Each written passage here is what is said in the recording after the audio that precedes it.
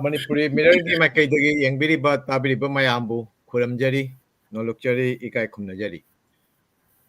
Ngasi Akoi Manipuri Mirrorga Chahi Manga Suba 5th anniversary celebration gi Marini Suba Tauramni Asidai Sida Mayambu Taram Nokjari Loinana Akoi Ngasigi session Asida Akoi platform Sida join Tawiri Manipurdagi Oja Said Ahmed Dr. Said Ahmed Aduga Loinana Ngasigi hiram haitar ngasigi topic sina Mapan Manipurda Meitei Pangal asigi matang da ojana maruina ngangbigani aduga loinana akoina supplement ba koi khara khangning natragana khara sidei sida discussion sida saru yabina ba haiduna koi Bangladesh tagi oja ani lengsen bidun laire an bada oja Khurshid Ali koi Bangladesh kini Adompur Bazar koi Mauloja district tagi oja Khurshid Ali laire aduga loinana Sajadul Haq Shopon koi kenogi aiba amasung kabini to ahambada ay oja swet ki kenoda laksage oja swet si Bangladesh sulae aduga loina yam active point not only academic ki platform da khakta nataba kogi social media da su active point leiba ojagi matang se yam na haira roge maram de koi naina da hiram si yami oja hoji DM College of Arts da koi history gi oja oina leiri associate professor ni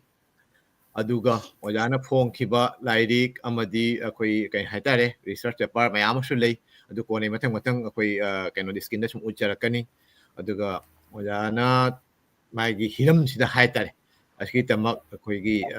award ke asu phangbire adu ngasi di koi gi hiram sida oina nei na bari na ojagi matang se koi nongma akoi oja si laaga koi phajana tawna nei na gana di matang interview oina aduga di koi discussion ha aduga interview na ojagi dugai ojagi punchi wari ojana thengarakpa ojagi kai hatare koi lai su tambagi aduga di academic journey asigi matang se koi toana kona nei na jagani ngasi gi oina di oja koi direct hiram sida sum laksegani adu ahambada aina mayamda akoi Bangladesh ki India gi amadi Mapan Manipur hare de koi kai hatare western world akoi Europe America even in koi Asia gi Korea da su leiba Australia da leiba koi yangbi ba mayam da su ina nising jabadi koi Meitei Pangal scholar sing manungda harul haitar young scholar sing manungda oja Said Ahmed si mayam na su pamba musung yamna kai hatare matik magun leiba ojani oja dagi akoi na ngasi akoi gi mayam da khangnar bang akoi Bangladesh da leiriba ahalaman sing na di hana sum jinpha oina haigadra kai oina sum dibiram haitare koi Meitei Pangal ji horak pagi wari aduga loina na koi kai hatare kamaina panda lakim na si koi na khangnar bani adubu ngasi khajikta academic touch haitare academic khajikta akoi gi discipline amada laira pani oja Said na khajikta madik chumna tambina ba koi Meitei Pangal ji Manipur da karamna hawalak karamna hawrak khiba na tagana karamna koi gi Manipuri society da tin khiba aduga loina na Manipur dagi angkau Mapan da karamna lakhiba asigi matang da koi matang tauna koi sum sanan birakani to ahamada oja dagi sum aham raun oina ojagi mai gai dagi khajikang intro plus koi gi keno sidai sida ngasagi hariba ina aham ba Manipur da Meitei Pangal si karamna hawrak khiba ge asigi khajikang jam hade jam academic kan udi na ta khar sablam na kham habi waja oza promote pu suaina yamna nungai ba phongdok jari haidi program asigi sinbira baki damakta Manipuri Mirror busu haidi kedau jari yamna nungai ba phongdok jai tasengna Manipur da hujiksi Muslim population se dum yamna major religious community ama oina lei aduga Manipur da Muslim laki bagi wari sidi akoina akoigi khunthok lon ani haiba tare masi nongsamai puya haiba mane pangal thorak ba haiba mane adegi khagem bal lan pha kai desu khara dum yaw ba hai tare Muslim sing changa khibagi wari se aduna Muslim na iramba leite taseng na hairagadi maru oina puya ani hujigi pangal thorak baga adegi kai nongsamai puya ga ani ese Muslim na laki bagi wari da yumpham oiraga iba puyani aduga ani sa phet manai ningthau trama thoigi Meitei ningthau trama thoigi matamda Muslim sing na lauramba role makoi karamaina changa khiba khothiba punamak tugi de ado Manipur da Muslim laki se yam sangna lidraga su aya mana su loina khangnare masigi 1606 ki akoi gi kari haitare koigi khunthok lon haitare pangan khunthok lon achouba hainei halaman singna ado karigino hairaga masing yamna lakibagini hai masigi mamangda middle of 15th century 16th century haitare 16th century gi mayai oirap swaida akoigi karise akoigi muslim khara kasarom dagi lai haibagi wari su dum lei makoi ado imung khara haitare makoi meitei ningol lauraga nongmai sahali haibagi wari maduna kona thangda sagai piba hora kanda makoi se ariba lakibani haina aribam kaukibagi wari am leire adu natabada 1606 ki wari sina akoigi Bangladesh ki hujikna Bangladesh haire matamduna East Bengal akoigi makha thangba haitare ne Bengal achouba akoigi major Bengal sigi makha thangba saruki district ama oiriba hujikna Habiganj ki saruk ama oiramba tarap hariba akoigi ningthau nawab singna palamba haitare ko nawab singna palamba mafam sidagi Manipurda akoigi lan pangnanabani haina sanong mana hagem bagi matamda sanong ba manaw nupa sina lan pangbiu aina kedawrakpadagi muslim lising amaga asaigi kasargi lanmi kharaga Manipurda sanong mana puraga mayam basibu gi mathakta lan hauba chatpada kasari sing nongsamai puyagi matungina kasari sing si akoigi ahan bai attack ta haitare maitei ningthaugi attack ta pakhattana moi chen ki ena nongsamai puyada yauri aduga pangal lisingama sina lehaubani hai di moi taam de bida chen kre hai aduga lehauri ba kangbu sing sina lan theng na ba haitare akoigi ningthau sing siga maitei ningthauga lan mi sing duga lan theng na ba matam da maswai da chanai na ba ma khak lei karigumba kanda kangbu amana masi lanphani haibasi haya ningdabusu dum yawe adubu nongsamai puya paragadi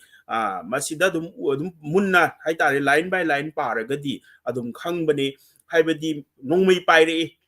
pangan lising amase nongmai paire ena nongsamai puya da dum iri ado nongmai paire maitei gi nongmai matam du da marang kaina leite aduna lan se ngamoi dabagi mawong urakpa khagem base munon khan haibaduna hat kadagi tawi haibagi wari ama maduda nongsamai hujiki jai sing hairi sina kalhobagi wari ga so dum yauri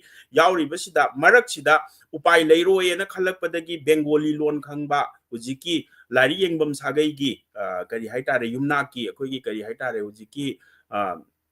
akoigi jai sing kona thangdana nongsamai haina maming thon griba mathauna leibagi haitare nungsaguma ba mini haiba aduna magi thudagi negotiation nama tauraga khulai thamsi haibagi wari ama yauri khulai thamhalaba matungda akoigi phaba akoigi kari haitare makhoi se nampuda phai haibagi wari yauri aduna madwai gi potuni adum yauri bedo ado kangbu kharana haitare ko scholar kharana masi lanpha nate namthak tawraga phabani haibusu dum yawi adubu madupuna maktudi akoina isana nongsamai puya dum parakanda iseng sengna dum uba potni adudagi matamduda of course Bengal hariba mafam sidi Mughal na yamna interesting oiba mana 1612 ta Bengal se aina thengnajabada kaina Jahangir na Afghan mayam se loina defeat tawraga aduda leiramba zamindar kari mayam se loina defeat tawraba matung da lawjan bagi wari akoigi Bengal gi history da dum yauri Bengal gi history sai khara kupna pare ai gi research topic su oiba ai gi PhD gi aduna madugi research topic oibani na ina parak pakanda yamna interesting oibasina 1612 swai sida akoigi Bengal se lawjan akoigi Jahangir na Akbar gi matam da lawjan na bo honarami selhet se lawjan mangam da na kai gino harga Afghan chief mayam mana madwai da muktana leibagi akoigi wari dum yauri maduda ultimately akoigi aroi bada Jahangir gi general ama Islam Khan aina akoigi Islam Khan sina nampuda magi haising badu ulaga lawjan ki bagi wari yauri aduna matamduda akoigi Mughal sing akoi Manipur da changaki bagi wari su dum Mughal haiba pot se dum yauri nongsamai puya da su dum Mughal mayum maina leirami ga hai adagi ningthau macha khara su changaki haibagi wari su dum lei ado madu supplement taunana ba aikoina nongsamai da palliba Mughal sangha aise akoigi Muslim gi office sibu Mughal sang naina akoigi palli chaitharul kumbaba da su Mughal sang naina Mangal sang haise aduna kitang advance oina makoina skill mayam ama puraga lakpanina samna re chapu sabagi oiro chapu sabase akoigi lamdam sida Manipur da na hana leiramba se chapu se koi kaini akoigi porters wheel sizinadabida chapu sarame chaina ubak machet amana yeiraga sabani ado nongsamai puyada yauribasina Bengal gi chapu khusaduni adagi che sabagi wari yauri Manipurda khagem bagi matamda Chinese na che saba tambi hai adu eragasu Bengal dagi che saba hai na che sabam mai na saga yama lairibase mase Bengal gi tradition oiram doini koi che saba gi tradition se khena doini somda saba ga China rom da saba ga khena ram gani aduna sugum bagi skill mayam ama adagi sasan loi bagi adagi pauling thok bagi wari ama mayam ama skill mayam ama Bengal lom dagi sangak pasing sina pairak pa skill du uraga akoi gi adagi thajabi amasu leirame haibadi moje mugal gi lamdagi laibani yamna chawkhatpa kangbu ni haibagi kok amasu matamdu dadi kaigino hairaga even Hindu bhawa India gi history da mugal gi mitau tamnaramini Persian loan tamamini till 19th century bhawa da koi madrasa da even akoi Raja Ram Mohan Roy madrasa da koi gi tamami adagi mana iba lari Persian da irami ma si singina ta khudi sai mugal gi culture do loini imitate tawbani aduna Manipur da su mugal gara changa khibagi wari yauri 1615 da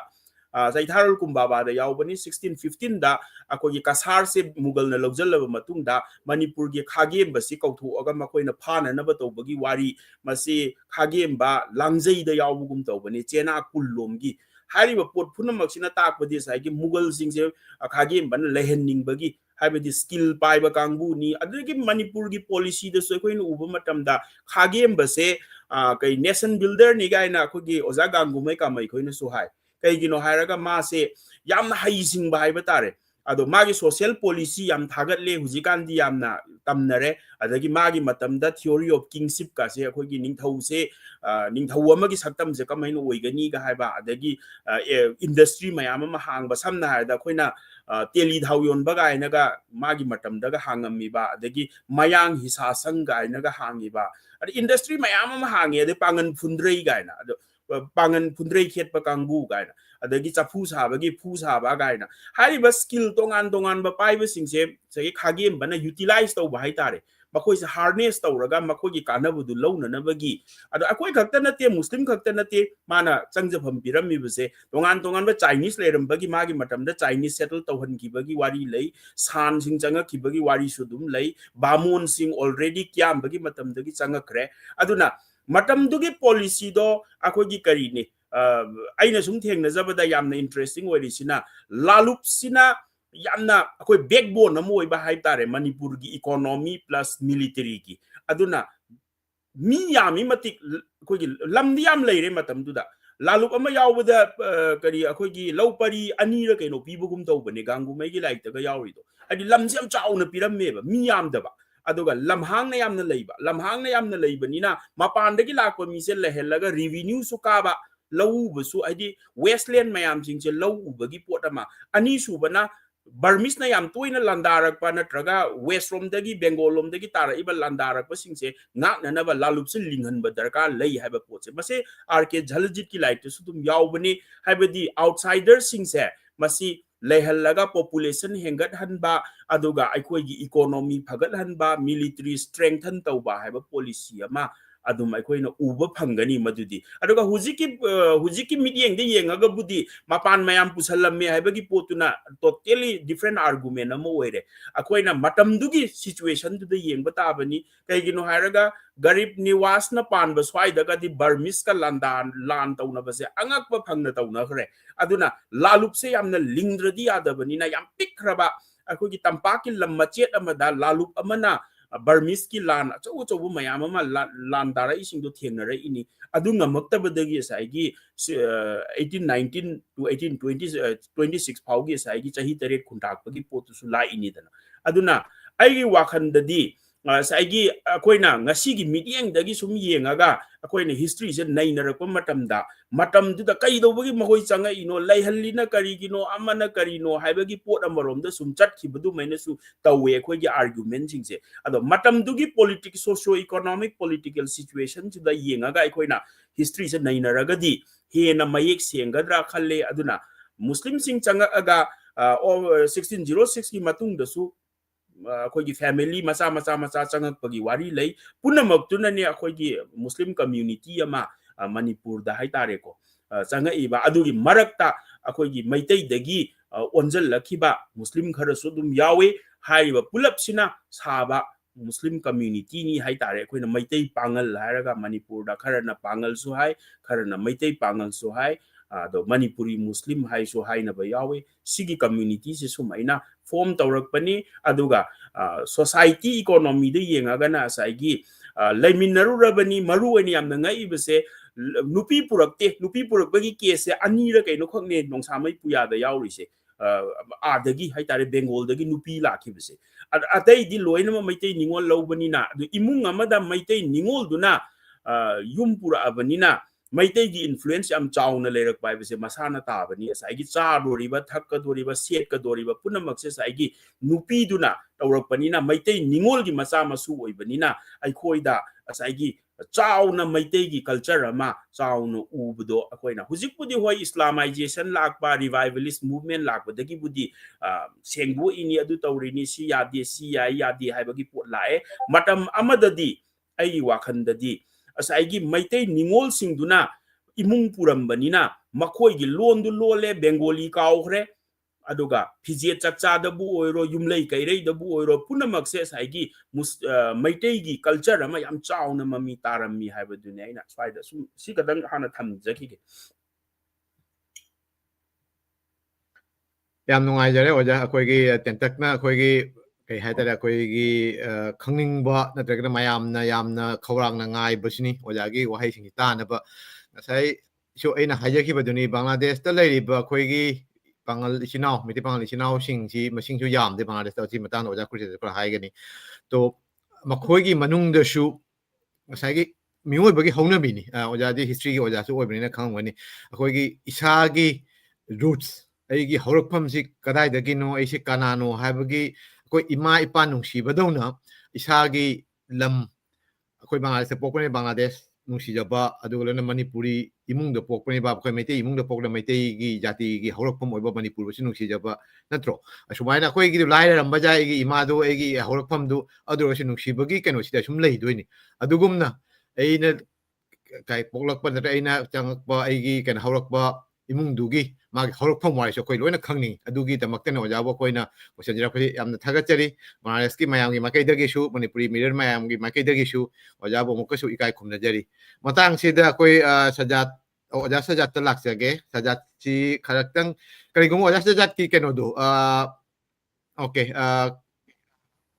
video ꯑꯁꯤ ꯌꯥꯗ꯭ꯔꯒꯗꯤ ꯌꯥꯈꯤꯗ꯭ꯔꯦ ꯌꯥꯔꯒꯗꯤ video ꯍꯥꯞꯄꯤꯌꯣ ꯑꯗꯨꯒ ꯃꯔꯛꯁꯤꯒ ꯑꯣꯖꯥꯒꯤꯁꯤ ꯊꯦꯝꯃꯦ ꯑꯣꯖꯥ ꯈꯨꯔꯁꯦꯠꯇ ꯑꯣꯏꯅ ꯂꯥꯛꯑꯁꯤ ꯑꯣꯖꯥ ꯈꯨꯔꯁꯦꯠ ꯑꯩꯈꯣꯏꯒꯤ ꯑꯣꯖꯥ ꯁꯣꯏꯠꯅꯁꯨ ꯈꯔ ꯇꯥꯛꯄꯤꯔꯦꯀꯣ ꯑꯗꯨꯒ ꯑꯣꯖꯥ ꯁꯣꯏꯠꯅ ꯇꯥꯛꯄꯤꯕꯁꯤꯒ ꯑꯣꯖꯥꯅ ꯍꯥꯟꯅ ꯑꯣꯖꯥ ꯈꯨꯔꯁꯦꯠ ꯍꯥꯟꯅ ꯈꯪꯉꯝꯕꯗꯨꯒ ꯑꯣꯖꯥꯒꯤꯁꯤꯅ ꯍꯥꯏꯔꯤꯁꯤꯒ ꯁꯨꯝ ꯑꯃꯠꯇ ꯑꯣꯏꯅ ꯎꯕ꯭ꯔꯥ ꯑꯗꯩ ꯕꯪꯒ꯭ꯂꯥꯗꯦꯁꯇꯅ ꯃꯩꯇꯩ ꯄꯥꯡꯒꯤ ꯃꯁꯤꯡꯁꯤꯅ ꯀꯔꯝ ꯇꯧꯕ ꯑꯁꯤꯒꯤ ꯃꯇꯥꯡꯁꯨ ꯖꯁ ꯋꯤꯊꯤꯟ 5 minutes ꯑꯣꯖꯥ ꯈꯨꯔꯁꯦꯠꯁꯤꯅ ꯑꯩꯈꯣꯏ ꯕꯪꯒ꯭ꯂꯥꯗꯦꯁꯀꯤ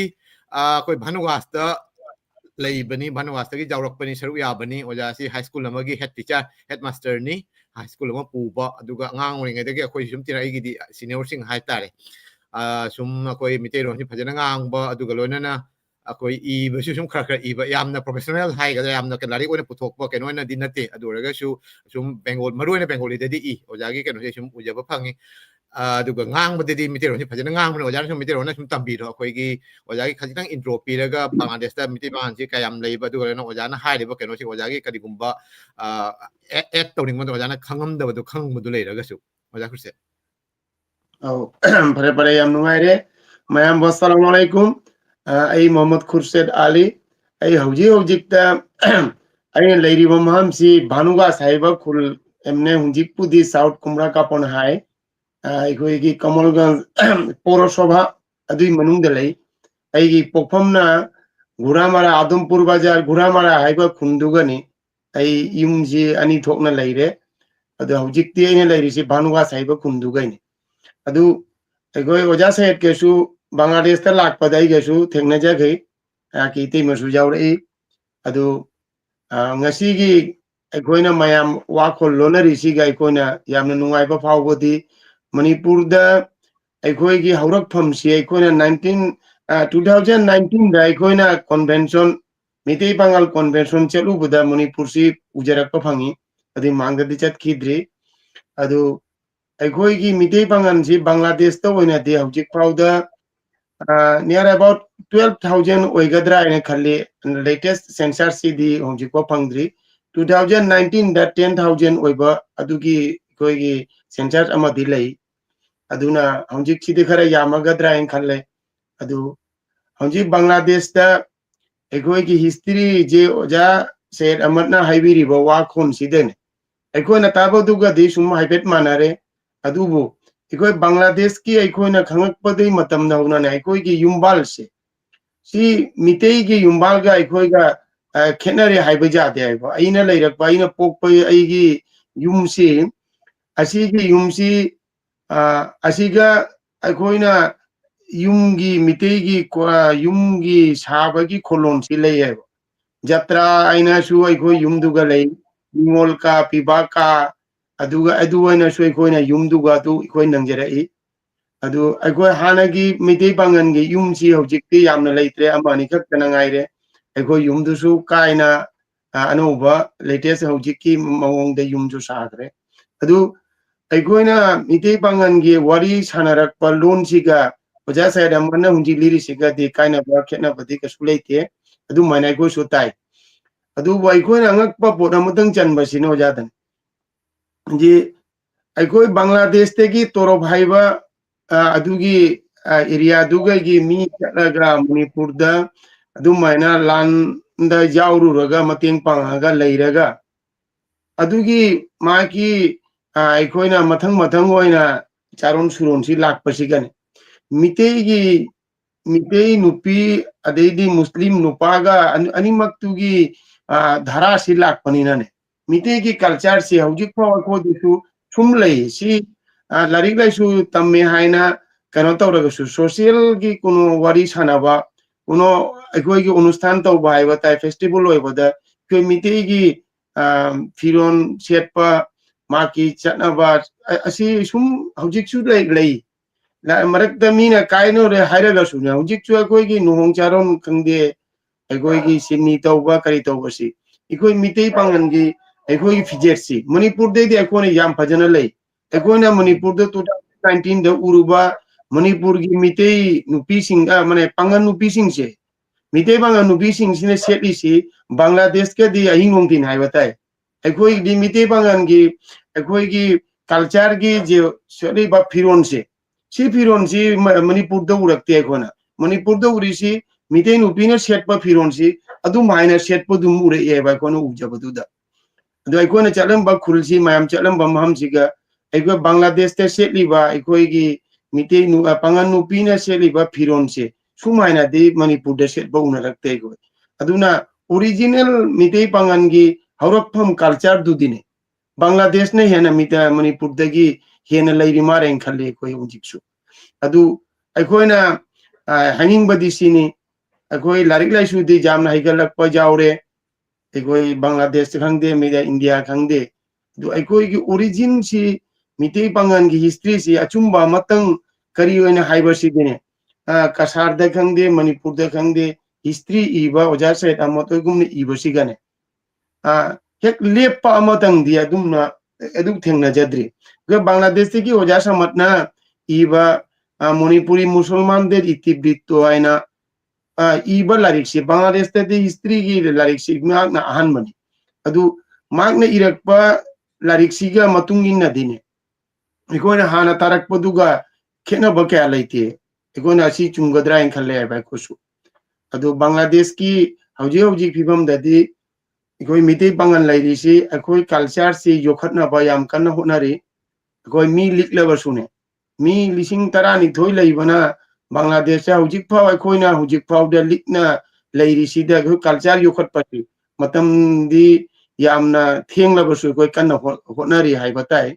manungda larik haiba yamna afawa service to mi yam yaure adu oraga su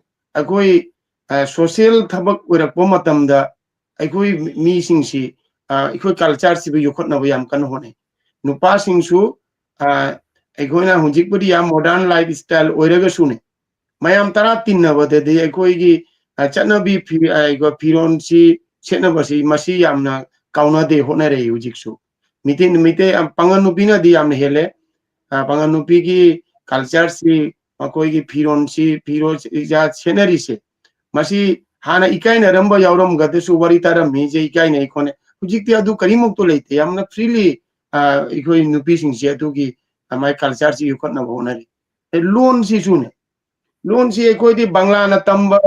ꯃꯤꯗꯤꯌꯥꯗ ꯇꯝꯕ ꯏꯪꯂꯤꯁ ꯃꯤꯗꯤꯌꯝꯗ ꯇꯝꯕ ꯌꯥꯝ ꯌꯥꯎꯗ꯭ꯔꯒꯁꯨꯅꯦ ꯕꯪꯂꯥ ꯃꯤꯗꯤꯌꯝꯁꯤꯒ ꯑꯩꯈꯣꯏ ꯇꯝꯂꯛꯄꯅꯤꯅꯅꯦ ꯂꯣꯟꯁꯤ ꯑꯩꯈꯣꯏ ꯌꯥꯝꯅ ꯊꯩꯔꯦ ꯑꯗꯨ ꯑꯣꯏꯔꯒꯁꯨ ꯍꯧꯖꯤꯛ ꯑꯩꯈꯣꯏꯒꯤ ꯕꯪꯒ꯭ꯂꯥꯗꯦꯁꯇ ꯀꯨꯅꯣ ꯙꯔনের ꯑꯣꯔꯒꯅꯥꯏꯖꯦꯁꯟꯅ ꯀꯨꯅꯣ ꯐꯪꯁꯟ ꯑꯃ ꯇꯧꯕ ꯇꯥꯔꯗꯤ ꯍꯩꯕ ꯍꯩꯇꯕ ꯑꯩꯈꯣꯏ ꯃꯁꯤ ꯃꯤꯇꯩ ꯄꯥꯡꯒꯜ ꯃꯤꯇꯩꯂꯣꯟꯁꯤ ꯁꯤꯖꯤꯟꯅꯕꯁꯤ ꯌꯥꯝ ꯀꯟꯅ ꯍꯣꯠꯅꯔꯦ ꯍꯧꯖꯤꯛꯇꯤ ꯑꯗꯨ ꯌꯥꯝꯅ ꯃꯁꯤꯅ ꯑꯩꯈꯣꯏꯒꯤ ꯖꯥꯇꯤꯁꯤꯒꯤ आइडेंटिटी लोन से मंगन बजादे हाइबसी एगो बांग्लादेश की मिदी पांगल से हौजिकती याम फजन फील तौरे हाइब अजु अगोई अंगांग सिंग जी यूनिवर्सिटी लेवल दे यामना वांगना लाइक तंबा याम यावरे अदु मकोजु मोयगी लेरिबा महम सिंग दुदने इखोई लोन सिंगांग बदे मोय तेमुनि काइबा लेथ्रे आई एग्जाम मक्तबो हाइगे बा आई चानु बियोमा आई बांग्लादेश एग्रीकल्चर यूनिवर्सिटी दा आई DBM I doctor of veterinary medicine दा मा सेकंड ईयर तम्मी हाब अदु मा की लेरिबा जी मा लेसी रुकिया हॉल आइना ले रुकिया हॉल सिगे लेरिसी मा की मरुप सि मोय अनि अहुम पुन्ना लेबिनारिमी रूम दुगा द अखोइगा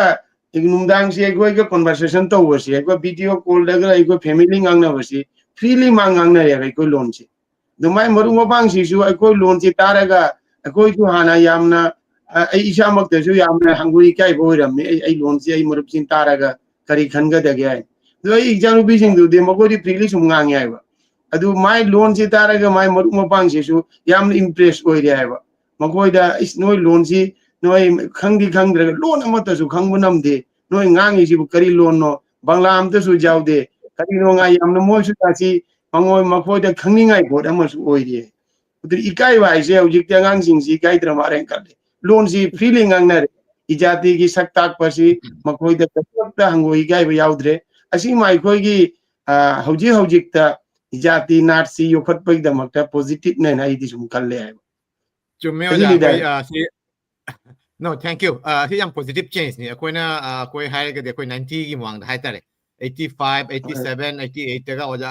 कुछ बानागा ओजा कुछ नागा मपान ले मतम अदि अकोइगी अहलमन सिंग नागा मपान ले गे खरा वाना थोमि हाना दि के ngang बसी ओजा से यामने सुनान हाइबदिनि कोई मिति भाव द मिति लोन ngang बसी मपान मयांग मरक द हाइ तारे कोई बेंगोली मरक ngang खरि काय गुम्बा they don't feel confident दुगी के नोमले रम दो होजिकी लाइक लाइक हेदा कोई मतुंगिना कोई साबु साना खंगे वे मतुंगिना मदुगी के न दुमा कायदे हाइतारे जो थैंक यू मथंग दा कोई ओजा खुसे की नुंगाइरबा नमसुंग यामना इंस्पायर्ड ओरबा वारी खरा तारे ओजा सजा तमु लाक्सगे ओजा सजा की केनो सी खजिक्तंग हाइबियु कोई सेल्फ ओजा सजा सी अइबा सजादुल हक शोपोन हाइना सु खंगनाबा मसागे लाइक सु फोंगे बेंगोली दसु मितेरोन दसु मरुइना छैरेंग इबनी अदुगा लोइना लोइना बेंगोली दा कोई इसा मणिपुरी मुस्लिम हाइतारे मदुगी मतंग दसु कोई कल्चर अमदि आइडेंटिटी अमसुंग हिस्ट्री यावना सु लाइक अमा फोंखरे मरुइना ओजा सजात इसागी इंट्रो पीरगा अदुगा खजिक्तंग अखोइगी ngasi खनरिबगी मतंग सिदन ओजासु करी खनबा को ओजा सोइना हाइबसिगा करी कुमा सप्लीमेंट नत्रक ओजाना करी माइना खनलंबा अदुगा ओइरमने करी ओइबसि मतंग से खजिक्तंग सुम थंबिरम ओजा सजा Tagatsari Pramod. Thank you. No idea. Among the Uja Shed Ahmed, Uja Khurshid Aligi speech utare, Amna Pajana, Koi Miti Pagan Horokwe Maramda Uja Shed Ahmed Yam Pajan Lee, the Koi Bangladesh Koi 1606 the Toroptagi Chakiba Hobigons Toroptagi Chakiba Warisi Uja Shedamati Wari the Shiauri Ikoi Bangladesh Ahanba 2017 the Pongba Manipur Musalman de Tibrito Uja Abdu Haji Mohammed Abdul Samatki 2020 the Pongba Manipuri Musulman Manipuri Muslim like the show 20 riba history game Matang the Iridu Uja Shedamina Haivaga na kenaba leite du Bangladesh ta koi ji ta leirisi Bangladesh Meitei Pangal leirisi tarisi Bangladesh ki Moloja district ki Komolganj ta maximum ni koi na kun tarisi Moloja district ki Mapan da leirisi Sileta kunamani ya jum ahumari tari de chatok ti jum amani layana tai the Jahonji na Koshibai Wadashi Yaure, for Bangladesh, they koi, Kolonsi, Ingapedamata, koi Sanskriti Sibu Pedamate koi, organization Mayam Nishu Honori, personal issue organization and Mayam the Resho Milito Mayam Punjana Sukoi. Ikogi, Lonsi Buhing Nabana, Ikoi Honaje, Ado I am just hungry the money koi, Saitogi Matang, the Bangal Saito Function and a Sukoi organization of a linge, Ado Isho Babati Pampu Biri. Secretary Pampurishina Kabi Roshan Rabashi Saitogi Matanga Sanskriti Matang the Sugarok Lady Psidik getting a joke Chakunabina Eco organization Lingbani do next see monthly December monthly to 25 December they koi program Pagtogana show the Shun Tauri Saito Sangshutki the Bangladesh the Lady Bagumiti Banganji missing the issue you could shed by Wadushia 2019 there for your census tawi do 11,000 omni population of the Matun the Rikono census taudri losing money hela money matanga do the Matamam da equine the being at that Rahansing Miti Bangana Porijabe Mibu Mingonda Shakbai Porijabe the identity people do pinning the Ikanadami. Mite bang si haining am dewa masum Bangla na Bengali Mapan thoge sum Bengali Bangla ko Muslim na sum koi for Ethiopia na rami hunjik ti adu ki kaino du leidre hunjik ti koi nije de gi ai bite bang ne haina for Ethiopia adu mi na su yamna kaino na lawi hana iduna mi no na baba ga no leidre hunjik ti na wana lari lai su de chaklam na side to like haliki de su koi lari su me apong mi na su hana Sakmai Kangna the Sonjiti, and Koi Miti Panganana Laibashi, Bangladesh to maximum Mikoi, a Lari Lashu, Iba, a disaster of missing the Dikanyab. Adunji Koi Miti Bang the shoe, Lady Van Haron Sulona, like Halakita Orishi, and Bengali the maximum the shoe, Miti Lonushi, Begi Honabashi, Honore, and the Manipuri Bhasha School lay, Bhasha School, made the sugar Meitei Pangal students to me, loan, Meitei Mek, Tabedamata, and the Manipuri Bhasha Gobesana Institute na, the Meitei Mayaki, Bhasha Utshavana, program Pantoi, the Su Bhashagi, Meitei Mayak, Meitei Loni Matang, the Su exam Amlawi, Adu the Su, Meitei Pangal student majority of Shorantawi. Participate tawi adu chuga ita adu koi loan gi chawkhat pe damak ta do amna achauba mateng amne ane khanje adu unjikta koi Bangladesh ta leire Meitei Pangal si missing the liga shu lari la shu ta chawkhat labina samaj sanskriti shu chawkhat pagi uddugama lauramina mayam da shu Meitei Pangal si mayam na shu khangare hana missing liaga shu lari lai shu chawkhalamina bhalo bala ikhagi position da laiba job toba am position da laiba mi mayam thoe adu shu samaj ki damak ta shu highlights of hele aduni thank you No, that's amatang palambiu. Ako'y hujiki pangal sahita sangsat kung kanto ba siya. Nasagi Manipuri Muslim singi manungda ay bigi masing sili gamba na hanadi todok pa organizing hata loop oy na. Kay hata da ako'y institution na traga na jam na kaino oy na mapung pa ba organization chumnagi ako'y education gi cultural gi natraga na social change gi karigi sum organization ti mayam lay su lay ho su tung tholo ken adu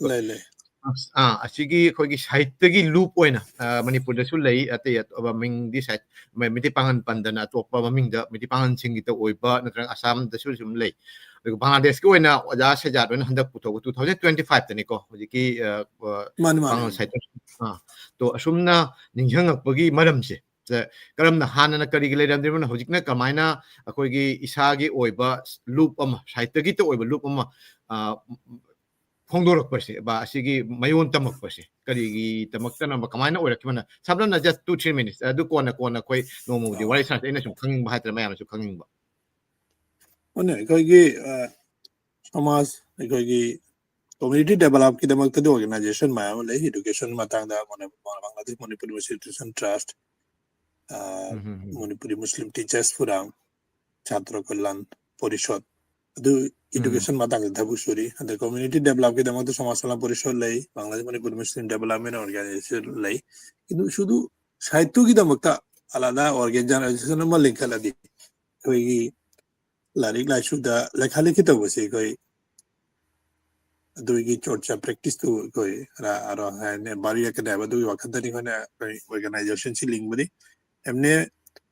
lari ko na phong budi Bangladesh ta unji su mi hongi lari tani phong si Haji Muhammad Abdul Samad ai Samak Sajjadul Sopon ko bi Roshan na bashi ki lari phong ate isu mayam ibelai kintu lari ko na phong dri hanjing da si ko Abdul Modi Chaudhary Abdul Mojid lai hidre ai koi ki Khurshid Bai sui Shamsun Nahar Mita Humanija Shuel Nahar on the Sumayam Ibetore kintu lari ko na phong bagi keno du lagri du ko sahitya porishod ma linkhala di lari lai su phong bagi matang da megajen phong mai matang da su aro inspiration oni aro mayam su lari phong bagi wakan du lagani lagna bai na ko du aro chakhan du bai na sahitya matang da ko si sahitya sangodon ji organization link mane thank you Okay. Thank you.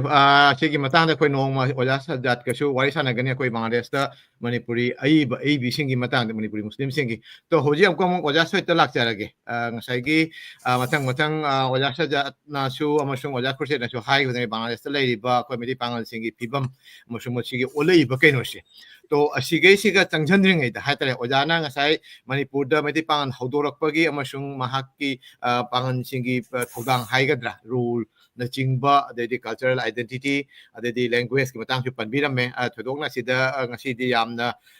deeply yam manung hakchinna yamna kena khumang chawsanna di wari sana bagi khudong chabadu ngamjararoi tawutubu matungda karaguma karigumba hangningba sum hangbira khoi kona nongma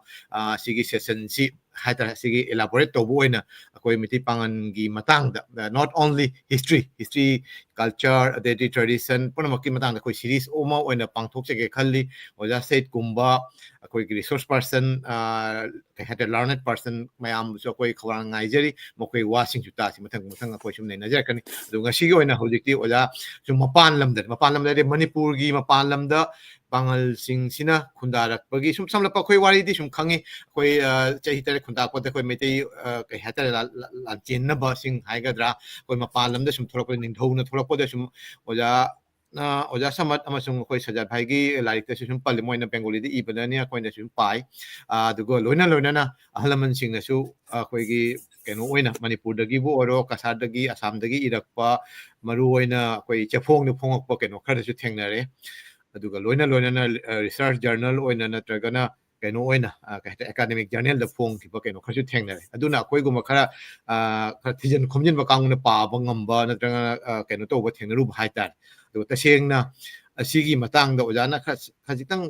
ten tak na haitar Mapan lamda kamaina khundarakhiba aduga loina na makoi gi hojik ki oiriba Assam gi Tripura gi ojana sum thourabani na Bangladesh su jawrame sigi matang da samlapa khajitang haibu outside haitar Manipur gi Mapan da khundariba Meitei Pangal sing sigi matang da aduga loina oja kursit na su hai ki ba keno sing gi remark haitar makoi gi matang da su kar sum thambiramu aduga sige oja ko na I sum sanjara ka sigi keno si sum tungda ne nagadra hoji ko ne nagadra koi gi ka viewer man hangakpa mai maming si phajana rex koyam masi YouTube Manipuri YouTube akoi Manipuri Mirror YouTube channel lagi hangakpa keno ni hangakpa wahang ni mana taseng haning masi mamangai da koi Meitei Pangal ga Meitei ga leinaramba mari si hojik ti khara khena ba gumoina ure asi kamaina mu hanjal lakpa ya ga dani haibagi wahang sini yamna ꯀꯩ ꯍꯥꯏꯇꯥꯔꯦ ꯃꯇꯝꯒꯤ ꯑꯣꯏꯕ ꯋꯥꯍꯪ ꯍꯥꯏꯇꯥꯔꯦ ꯑꯁꯤꯒꯤ ꯀꯩꯅꯣꯁꯤꯁꯨ ꯑꯩꯈꯣꯏ ꯀꯣꯟꯅ ꯅꯩꯅꯒꯅꯤ elaborate ꯌꯥꯝ ꯇꯧꯕꯗꯤ ꯅꯨꯡꯉꯥꯏꯔꯔꯣꯏ ꯑꯣꯖꯥ ꯁꯨꯝ ꯈꯔ ꯊꯝꯕꯤꯔꯝ ꯑꯗꯨꯒ ꯂꯣꯏꯅꯅ ꯉꯁꯥꯏ ꯃꯄꯥꯟ ꯂꯝꯗ ꯃꯅꯤꯄꯨꯔꯤ ꯃꯨꯁꯂꯤꯝꯁꯤꯡꯅ ꯈꯨꯟꯗꯥꯔꯛꯄꯒꯤ ꯋꯥꯔꯤ ꯑꯗꯨꯒ ꯂꯣꯏꯅꯅ ꯃꯈꯣꯏꯒꯤ ꯀꯩꯅꯣꯒꯤ ꯑꯥꯏꯗꯦꯟꯇꯤꯇꯤ ꯑꯦꯟ ꯀꯜꯆꯔꯦꯜ ꯀꯩꯅꯣꯁꯦ ꯑꯩꯈꯣꯏ ꯉꯥꯛꯅ ꯆꯠꯄꯒꯤ ꯃꯇꯥꯡꯁꯦ ꯑꯣꯖꯥꯅ ꯁꯨꯝ ꯊꯦꯡꯅꯔꯛꯄꯗꯨ ꯈꯖꯤꯛꯇꯪ ꯄꯥꯎꯗꯝꯕꯤꯁꯤ ꯊꯦꯡꯛ ꯌꯨ ꯑꯣꯖꯥ ꯀꯩꯅꯤ ꯑꯩꯁꯦ ꯑꯅꯤ ꯊꯣꯛꯅ ꯑꯣꯖꯥꯅ ꯍꯥꯏꯔꯤꯗꯨꯃꯥꯏꯅ ꯑꯍꯥꯟꯕꯒꯤꯁꯤꯗꯤ ꯑꯩꯈꯣꯏꯒꯤ ꯃꯅꯤꯄꯨꯔꯗꯒꯤ ꯃꯩꯇꯩ ꯄꯥꯡꯒꯜꯁꯦ ꯃꯄꯥꯟ ꯂꯝꯗ ꯃꯔꯨ ꯑꯣꯏꯅ ꯆꯠꯈꯤꯕꯒꯤ ꯃꯇꯥꯡꯁꯤꯃ ꯑꯩ ꯐꯥꯔꯁꯇ ꯍꯥꯏꯐꯦꯠꯇꯪ ꯄꯟꯖꯒꯦ ꯌꯥꯝ ꯇꯦꯟꯇꯛꯅ ꯃꯔꯨ ꯑꯣꯏꯅ ꯑꯩꯈꯣꯏ ꯑꯗꯨꯝ ꯈꯪꯉꯦ ꯃꯩꯇꯩ ꯄꯥꯡꯒꯜ ꯃꯩꯇꯩꯕꯨꯗꯤ ꯌꯥꯝ ꯉꯜꯂꯦ ꯆꯠꯈꯤꯕꯁꯦ ꯃꯩꯇꯩꯒꯤ ꯆꯠꯈꯤꯕꯒꯤ ꯋꯥꯔꯤꯗꯤ ꯑꯩꯅ ꯌꯥꯝꯅ ꯄꯟꯗ꯭ꯔꯒꯁꯨ ꯁꯝꯅ ꯍꯥꯏꯔꯕꯗ ꯑꯩꯈꯣꯏꯅ ꯕꯔꯃꯤꯁꯁꯤꯡꯒ ꯑꯁꯥꯃꯤꯁꯁꯤꯡꯒ ꯑꯗꯒꯤ ꯅꯤꯡꯊꯧꯔꯦꯜ ꯍꯥꯏꯇꯥꯔꯦ ꯀꯁꯥꯔꯒ ꯑꯗꯩ ꯇ꯭ꯔꯤꯄꯨꯔꯥꯒꯤ ꯅꯤꯡꯊꯧꯒꯤ ꯐꯦꯃꯤꯂꯤꯒ ꯑꯩꯈꯣꯏꯒꯤ ꯃꯦꯇ꯭ꯔꯤꯃꯣꯅꯤꯌꯦꯜ ꯑꯦꯂꯥꯏꯟꯁ ꯍꯥꯏꯇꯥꯔꯦꯅꯦ ꯅꯤꯡꯊꯧꯒꯤ ꯃꯁꯦꯟꯒꯤ ꯂꯧꯅ ꯂꯩꯅꯕꯒꯤ ꯄꯣꯠ ꯑꯃ ꯌꯥꯝ ꯆꯥꯎꯅ ꯂꯩ ꯑꯩ ꯍꯟꯗꯛ ꯑꯁꯥꯝꯗ ꯆꯠꯆꯔꯨꯏ ꯑꯁꯥꯝꯗ ꯈꯨꯟ ꯑꯅꯤ ꯂꯩ ꯑꯩꯈꯣꯏꯒꯤ ꯀꯧꯔꯥꯡꯒꯤꯅꯤ ꯀꯔꯤꯁꯤꯅ ꯑꯩꯈꯣꯏꯒꯤ ꯃꯍꯥꯔꯥꯅꯤꯁꯤꯅ ꯑꯩꯈꯣꯏꯒꯤ ꯃꯥ ꯃꯌꯨꯝ ꯄꯥꯟꯕꯗ ꯄꯨꯈꯤꯕ ꯃꯅꯥꯏ ꯃꯁꯟ ꯃꯌꯥꯝꯗꯨꯅ ꯈꯨꯟꯗꯥꯍꯟꯈꯤꯕ ꯂꯝꯅꯤꯅ ꯑꯩ ꯍꯟꯗꯛ ꯆꯠꯆꯔꯨꯏ ꯑꯗꯨꯗꯁꯨ ꯈꯨꯟ ꯌꯥꯝ ꯆꯥꯎꯅ ꯂꯩ ꯑꯗꯨꯃꯥꯏꯅ ꯑꯩꯈꯣꯏꯒꯤ ꯀꯔꯤ ꯍꯥꯏꯇꯥꯔꯦ ꯑꯩꯈꯣꯏꯒꯤ ꯅꯤꯡꯊꯧꯒꯤ ꯃꯆꯥ ꯃꯁꯨ ꯊꯥꯖꯈꯤꯕꯗ ꯑꯩꯈꯣꯏꯒꯤ ꯃꯅꯥꯏ ꯃꯁꯟ ꯃꯌꯥꯝ ꯑꯃ ꯄꯨꯔꯒ ꯃꯐꯝꯗꯨꯗ ꯂꯩꯈꯤꯕꯒꯤ ꯈꯨꯟꯗꯥꯈꯤꯕꯒꯤ ꯋꯥꯔꯤ ꯃꯩꯇꯩꯒꯤ ꯌꯥꯝ ꯉꯜꯂꯦ ꯑꯗꯨꯗꯤ 1819ꯒꯤ ꯆꯍꯤ 8 ꯈꯨꯟꯗꯥꯛꯄꯒꯤ ꯃꯃꯥꯡꯗ ꯑꯩꯈꯣꯏ ꯈꯨꯟꯗꯥꯈꯤꯕꯒꯤ ꯋꯥꯔꯤ ꯂꯩꯔꯦ ꯑꯗꯨꯒ ꯃꯩꯇꯩ ꯄꯥꯡꯒꯜꯗꯤ ꯃꯔꯨ ꯑꯣꯏꯅ 1819 ꯑꯗꯨꯒ 1826 ꯐꯥꯎꯒꯤ ꯑꯩꯈꯣꯏꯅ ꯈꯪꯅꯔꯤꯕ ꯆꯍꯤ 8 ꯈꯨꯟꯗꯥꯛꯄꯒꯤ ꯃꯇꯝꯗ ꯆꯠꯄ ꯑꯣꯏꯒꯅꯤ ꯍꯥꯏꯕꯁꯤꯅ ꯃꯄꯨꯡ ꯑꯣꯏꯅ ꯑꯩ ꯊꯝꯖꯒꯦ ꯑꯗꯨꯒ ꯇꯁꯦꯡꯅ ꯃꯃꯥꯡꯗ ꯑꯩꯈꯣꯏꯒꯤ ꯄꯨꯔꯝꯕ ꯌꯥꯕꯒꯤ ꯋꯥꯔꯤꯁꯨ ꯑꯗꯨꯝ ꯐꯪꯉꯤ ꯑꯩꯅ ꯍꯟꯗꯛ ꯊꯦꯡꯅꯖꯕꯁꯦ ꯔꯤꯁꯦꯟꯠꯂꯤ ꯌꯥꯝꯅ ꯉꯛꯄ ꯑꯃꯅ 1819ꯒꯤ ꯃꯃꯥꯡꯗ ꯑꯂꯣꯡ ꯄꯌꯥ ꯈꯣꯏꯅ ꯃꯔꯨ ꯑꯣꯏꯅ ꯑꯩ ꯑꯃꯈꯛꯇꯪ ꯑꯦꯛꯖꯥꯝꯄꯜ ꯑꯃꯈꯛ ꯄꯤꯔꯛꯀꯦ 18th ꯁꯦꯟꯆꯨꯔꯤꯒꯤ ꯂꯣꯏꯔꯝꯗꯥꯏ ꯑꯣꯏꯔꯝꯒꯅꯤ 1785 ꯔ ꯑꯗꯨꯋꯥꯏ ꯆꯥꯎꯔꯥꯛꯄ ꯁꯣꯛꯇꯨꯗꯤ ꯑꯩ ꯆꯤꯟꯐꯥ ꯄꯨꯗ꯭ꯔꯦ ꯃꯗ꯭ꯋꯥꯏꯗ ꯑꯂꯣꯡ ꯄꯌꯥꯅ ꯂꯥꯛꯑꯒ ꯑꯩꯈꯣꯏꯒꯤ ꯏꯝꯐꯥꯜ ꯃꯌꯥꯏꯁꯤꯗ ꯄꯣꯂꯣ ꯒ꯭ꯔꯥꯎꯟꯗ ꯅꯨꯃꯤꯠ 9ꯅꯤꯔ ꯀꯩꯅꯣ ꯂꯩꯔꯝꯃꯒ ꯑꯩꯈꯣꯏꯒꯤ ꯑꯣꯠ ꯅꯩꯔꯛꯄꯒꯤ ꯑꯩꯈꯣꯏꯒꯤ ꯑꯂꯣꯡ ꯄꯌꯥ ꯍꯥꯏꯅ ꯕꯔꯃꯤꯁꯀꯤ ꯅꯤꯡꯊꯧꯁꯤꯅ ꯃꯗꯨꯒꯤ ꯄꯣꯠ ꯑꯃ ꯑꯩꯅ ꯊꯦꯡꯅꯖꯩ ꯑꯗꯣ ꯃꯌꯥꯝꯁꯨ ꯑꯗꯨꯝ ꯈꯪꯕ ꯌꯥꯎꯔꯝꯒꯅꯤ ꯄꯥꯕ ꯃꯤꯅꯗꯤ ꯑꯗꯨꯗ ꯃꯌꯥꯝ ꯑꯃ ꯄꯨꯈꯤ ꯃꯅꯤꯄꯨꯔꯗ 1819ꯒꯤ ꯃꯃꯥꯡꯗ ꯃꯅꯤꯄꯨꯔ ꯃꯆꯥ ꯃꯌꯥꯝ ꯑꯃ ꯂꯥꯟꯐꯥ ꯑꯣꯏꯅ ꯄꯨꯈꯤ ꯑꯗꯨꯗ ꯄꯥꯡꯒꯟ ꯌꯥꯎꯔꯝꯒꯗ꯭ꯔꯥ ꯍꯥꯏꯕꯒꯤ ꯆꯤꯡꯅꯕ ꯑꯃ ꯑꯩꯅ ꯁꯨꯝ ꯐꯥꯎꯖꯩ ꯀꯔꯤꯒꯤꯅꯣ ꯍꯥꯏꯔꯒ ꯁꯌꯤꯗꯀꯤ ꯐꯦꯃꯤꯂꯤ ꯑꯩꯈꯣꯏꯒꯤ ꯁꯥꯒꯩ ꯍꯥꯏꯇꯥꯔꯦ ꯁꯌꯤꯗ ꯈꯔ ꯑꯩꯈꯣꯏꯒꯤ ꯃꯈꯣꯏꯒꯤ ꯑꯥꯔꯇꯤꯀꯜꯗ ꯀꯩ ꯍꯥꯏꯇꯥꯔꯦ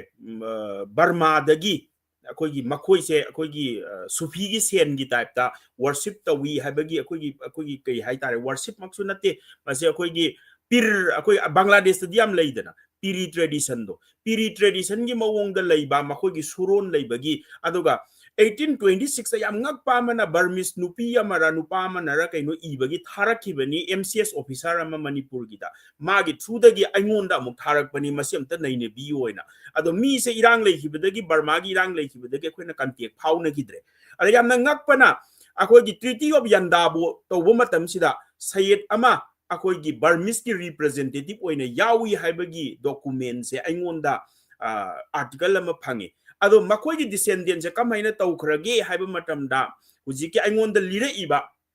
मीसिना हाइबदा मखोई से अमेरिका दा लोइना अयाम्बा शिफ्ट तौखरे हाइ आई कांटेक्ट तौनबा कन्ना होटनै मखोई मस्जिद अमा लै हुजिकी सैयद सिंगी हाइतारे मस्जिद अमा मखोइना कुगी अमेरिका दा सेटल तौखरबा अदु आइना क्वेश्चन से याम रिपीटेडली हंगे मखोइदा नोइ से मणिपुर दगी डिसेंट से नखोइ से अदुसिदगी चटखिबरा हाइबदा मखोइना पाकुम सुपी पिरखिदे अदो मनि बर्मा दना मुका कांटेक्ट से अखोइना फंगदबा कैगिनो हारगा साइगी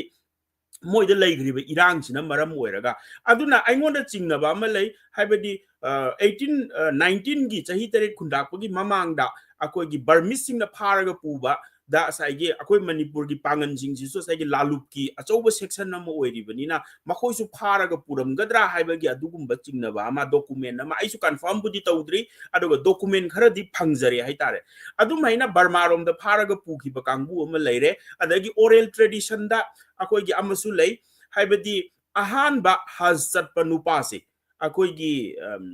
मणिपुर दगी हाइतारे निंगथौगी अयाबा लौरगा हज चटलुबा सऊदी अरब दा चटलुबा मीसिना हलकपा मतमदा चही 8 खुंटा चौरजित की मतमदनी माना चटलिसे Chaurjitna Maharaj oringai gi matamda halakpa matamda oral tradition gi matungina mana halakpada magi mayum gi mising je pharaga Burmese na pukhre haibagi pau je khangakpadagi mana Burma tana thiba chatli haibagi podcast so dum lei oral tradition da aduma oikre aduga somda akoi gi chen gribasina akoi maidei singa loina raga chen khibaduni ahan bada mokoi kasar da leire Tamenglong aswai da su makoi ji ching da su lot daga lei hai Burmese sing sina angakpa phangna naikhairакpa hatna na bu honarakpa akoi gi makoi da revengeful attitude amasu yawbo mali kai gino hairaga akoi ni history da thengna matamda garib niwas ki matamda Burmese ki akoi sagang daga thang ga yung yalam bagi kholam bagi ekta akoi gi garib niwas na nairambado madugi laman noi bagi type ta laman khumak bagi type ta makoina maitei haba natraga Manipuri haba tampak ta leiriba jati singse masi muthat khrage haibagi pot amada afang hat pagi wari mayam madudi khoi swai du li nei mapan da di khangde kai gino hara murok tharaga yum manung da thong lonjalaga hat li gaina Burmese na de nungpak ta angang je tharaga hat li gaina adagi yairi lengaga puki gaina makhubak ta khutlaga khoi yairi sina lengaga puba adagi ahan sing sina makoina kanar roidaba sing sina hatu ambagi wari adugum bagi wari mayam ma thieng nei aduga Manipur gi history da di Quaidagi tamthiba phase haitare ko Manipuri sing na phase tawba ada chawna phase tawriba se Meitei amadi Meitei Pangal ni tampak ta leibani na ado makoi se pulap chenmin nei chenba se kasarom da chele kharana Burma rom da pharaga pukhre ada kasar dagi aina sum thijabada makoi se khara mana amuka Tripura yauna chelubusu yaure Tripura dagi amuka akoi gi Bangladesh yaukre hujiki Bangladesh haitare matam du selhit ni ado selheta akoi gi Amjad Ali haibra kaino zamindar mana makoi se longla hariba mafam dal laihalli adubu pangan singsina Meitei ga pulap leiminabana nungai gani haibagi khanbagi ra kari gino makoi se mafam do lamdu pibudo thadu amaga longla dagi akoi gi Banuga somda sangsan graga Meitei singa pulap leiminarubagi wari ni ado masibudi mayamna loina khangaba pot ngaktani aduga aina thengnajabase yamna phajana irambada article ama khak oza naurem sana zawbagi akogi edited volume number 4 da akoina mana diaspora nei na basida akogi oza Khairuddin nei na kanano di masa khangdre Bangladesh tagi matam Meitei Pangal lamana ibani magi article da hujiki Amjad Ali adu yauri adugi wari mayam dusu aduna madu mayam du khaktani wari haibabu adubu kasar di yam chawna lehore Gambir Singh na ko na thangda Manipur gi tampak se Burmese ta thokraba matungda amu hana kawi hai kawbada mayam amudi lae atai di loina mak asomda leiragi na lehobuduni ada aina khanbada maswai da kijitang history sida aina chingnajaba se Amjad Ali sigina kaidawu matam se khara thenge Amjad Ali se aina magi history se thengnaba matamda magi website ka Facebook page su leiba male moi family sigi petham para bra kaino asigi yam maming chatba zamindar oibani na mase ado nawab so hainei hai ado magi page se yenga matamda Amjad Ali hariba nupa sidi akoi gi 1819 gi matung kaya adani akoi gi Amjad Ali ne hingammi sidi ado taragadi makoi se kogi koi chatchuluraba matungda silhet lomda chenjan haidi mafam nungai ba thirakpa haitare adu da changakpa gumbasu mali khara thengtakna aduga exactly hekta 1819 swaida 20 swaida koi si heta chilaga silheta yorubadi mandi aigi wakhanni ko mase aduna sum lam nungai ba thibadagi haitare ne sum thikibadagi sum chatkibadagi silhet yobra ina khalle aduga matam dugi geography duga yam khenare koina ngasi khalli siga international boundary leire hujikti ade silhet haibase tasengna saigi aina yamna panjaningi sina silhet haiba mafam se Manipuri singi lairik tampham oiramba jaga amani ado lairik tampham jaga ni Guwahati sidi konani sigi highway ga sidi kona semai ahan bada koina silhet phawraga chalammi ba akoigi kari haitare akoigi lambien Kolkata road haije akoigi tongjai maril sida silhet tagi la ini silhet tagi kasar dagi akoi Manipur da landaba lakpani aduna hariba lambien se akoigi yamna akoigi easily use tawramba makoina yam toina sizinaramba aduga 1819 da akoina 25 26 wai da Burmese tanthokna bu honarakpada akoigi changa iba kasari akogi Manipur libi haitare Manipur libi garib niwas ki lan mi sing sida sangai isisu somdagi ngaktani aduna masi chathok chasin da yamna nungai ba mafam ma oirambani lairik laisu tambasu Manipur gi han han ba Maulana akogi Ibadullah ga se kali Fulbari jama madrasa hai Fulbari madrasa hai ba male magi madrasa se irong dagi ni akogi Ibadullah se han ba alim ni mana Manipur gi Maulana ni ma se sileta tamme aduna masidagi akoina khangmanga medudi adu kona thangdadi mayam ma chatle irabot chatle Manipur gi han han ba akogi BA Sogaijam Samorendro sileta tamak pane adagi Manipur gi Meitei Pangal da Basiruddin Ahmad hariba akogi constitution ibadaga yaurami ba interim government 1948-49 gi minister oirami ba masamak se akogi karini MC college Murari Chan college dagi passed out tawrakpani aduna Meitei dasu Pangal dasu ahan ba lairik tambase ayamana silhet lomda dharma gi oiro adagi kona thangdani Guwahati ga chatlaga tama isidi yam thengre ahan badadi silhet lomgi lamben adai akoina British ki account da thengna badasu Baskandi hariba mafam sidagi tongan mafam da chatpa yai haibagi kari amusu account amusu thengnai kaigino haraga masigi mafam sidagi akogi lamben mayam ama Guwahati rom chatke haraga su natraga Silchar romda amaromda ade silhet romda chatke haraga su Baskandi bu yauragadi haibagi pot ama akoi adum thiengnai aduna angan ba matamda silhet se akoi gidi yamna naknaramba adugumba jaga oi haidare history gi kari dadi Guwahati ga isidi yam thiengre kona thangda akoina mau lamben ga phawraga chatli bisidi yam thiengi haidare ada masumaina thamjage aduga yamna laibak thibana Bangladesh tadi akogi yamna picture agasu Meitei Pangal community se huji phawbai hingdana leiri haidare ko yam phajana su ai horen ko na haizarake aina thengnarakpe experience udi aduga kasar da su Meitei Pangal sing Meitei ga yamna nungsinana culture share tawraga shared culture shared history haitare ko adugi potu lei laibak thibana Bangladesh Burma gi se ko Myanmar da ta khiba Meitei Pangal sing sidi akogi major community da loina lupchan gi badu maina tawe mase makogi aina laik pabada oza Mutua Bahadur koina haibada akogi kari hai kogi Burmanization naina mogi maminga se ani thon gadoba pangan maminga se sizinaba yadaba mogi local mamingi thon gadoba khotkadaba tawba aduna ayambana either akogi Burmese Muslim da onjan ki bagum bagi pot ama aduna oza Mutua Bahadur su Bangladesh su am toina lakwa mali aduga mana aingonda nongma oza Mutuana hairakpada mana Burma da chatpa matamda mana Meitei Pangal gi khun manakta Pangal tarami ado makoina kauraktana aise cha thakminna ba matamda makoida akogi Meitei Pangal gi culture amata udre makoisi pura Burmese ki culture ni adubu aise yam toina chatpani na makoina khangdana Manipur dai lakpani haibagi nungsibadagi makoiga cha thakminna yena mana lire adugi makhata abadi ai thoina makoigi culture duda Meitei gi natraga Manipuri gi culture do thoina udre na mana hai aduga aina makhata na mu hangbada tamuda akogi khunna makhak lei hai yam tikpa imung khara madu khak ni hai Meitei Pangal gi nature se madusu Manipur ga close oibagi more ga close oibagi oiramba yai adu mangaire akoina Mapan da chatkibagi wari se aduga kona thangdabudi England da akogi Meitei Pangal citizen oikiba akogi leire 1947 gi akogi ningtam adwai da akogi partition gi matamda chatkhiba Meitei Pangal ada settle tawkiba leire adagi hujikki Saudi Arab tasu akogi sangai impham dagi Meitei Pangal ama sigrema magi descendants sing macha masu sing lehauri sumaina budi lei aduga aina Bangladesh chatpagi trip se maru aina isi 2024 da 2024 hai tare 2024 gi January da chatpani aise tangkun ma thoi adwai do ram do male hapta ama hena lei ado aina chatpase maru aina kasarda gi hobane aina yamna kuina khanjarakpa mang hai tare amtang di akogi Mapan gi diaspora sing si amtang makogi leiba yumlei kairei se na ai hana 2007-8 adwai dai chatpadi kariba Bangladesh border bhaudi chatlure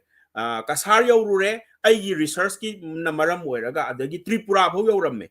Agartala yauramme adagi border lanjalamdre aise amuka halaki adum aduga handak chaluba aigi 2024 gi journey sidi yamna ngak pa haitare aingonda yam eye opening oi ba haitare hujik phau bai na wangang bu dum ai dum sizin jai kai gino haraga aina chaluba mafam sing sida sai oza sajat na ga haiki budo oza kursit koina ga haiki ba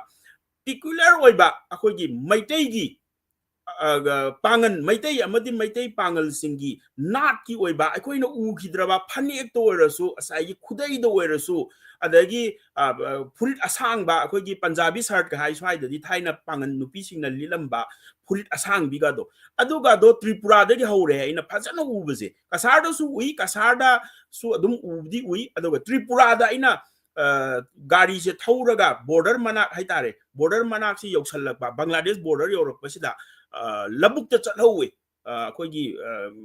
khwangnam asangbaga tawraga phanek tuga tawraga ada yamna pukning nungsi ba haitare akoina angho ugidraba pot ama akoi manipur da disai oza kursit khoina haido yam sathi na modernize taw khore ko phanek to oiro amado oiro design do oiro culture do oiro ngang na sakna ba do oiro manipuri ga se akoina lo li se tasengna akoigi yam modernize oi thokra brai na indi khalle kai gina ga oza khoi som da lon li ba wahi wata mayam ama kasar daga lon bada yam yawe ari ba lon khara adum thengna jai adu sing du ura kan da akhoi aingon da yam ngak pa phauja ba haitare adagi aina khwai da ga mena nga isina akhoi swai da yam na haina ba haitare ko recently ai function number du su dum hai yam toina khoi da hainari se kaino hairaga maitai jati mangkhrani ga haiba gumba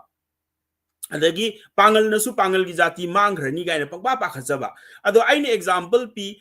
tripura da mi lising taret khak lei pangan se makhoi na hairak bagi matung ina pangal lising taret khak tani hai luhong ba ma so yaure mafam du da ado sagai ju oile ramme ai sagai oile ramme luhong bam se ana yam lu na taw wari watai sana da khona da ada aina nga lising taret se chahi chani rom sure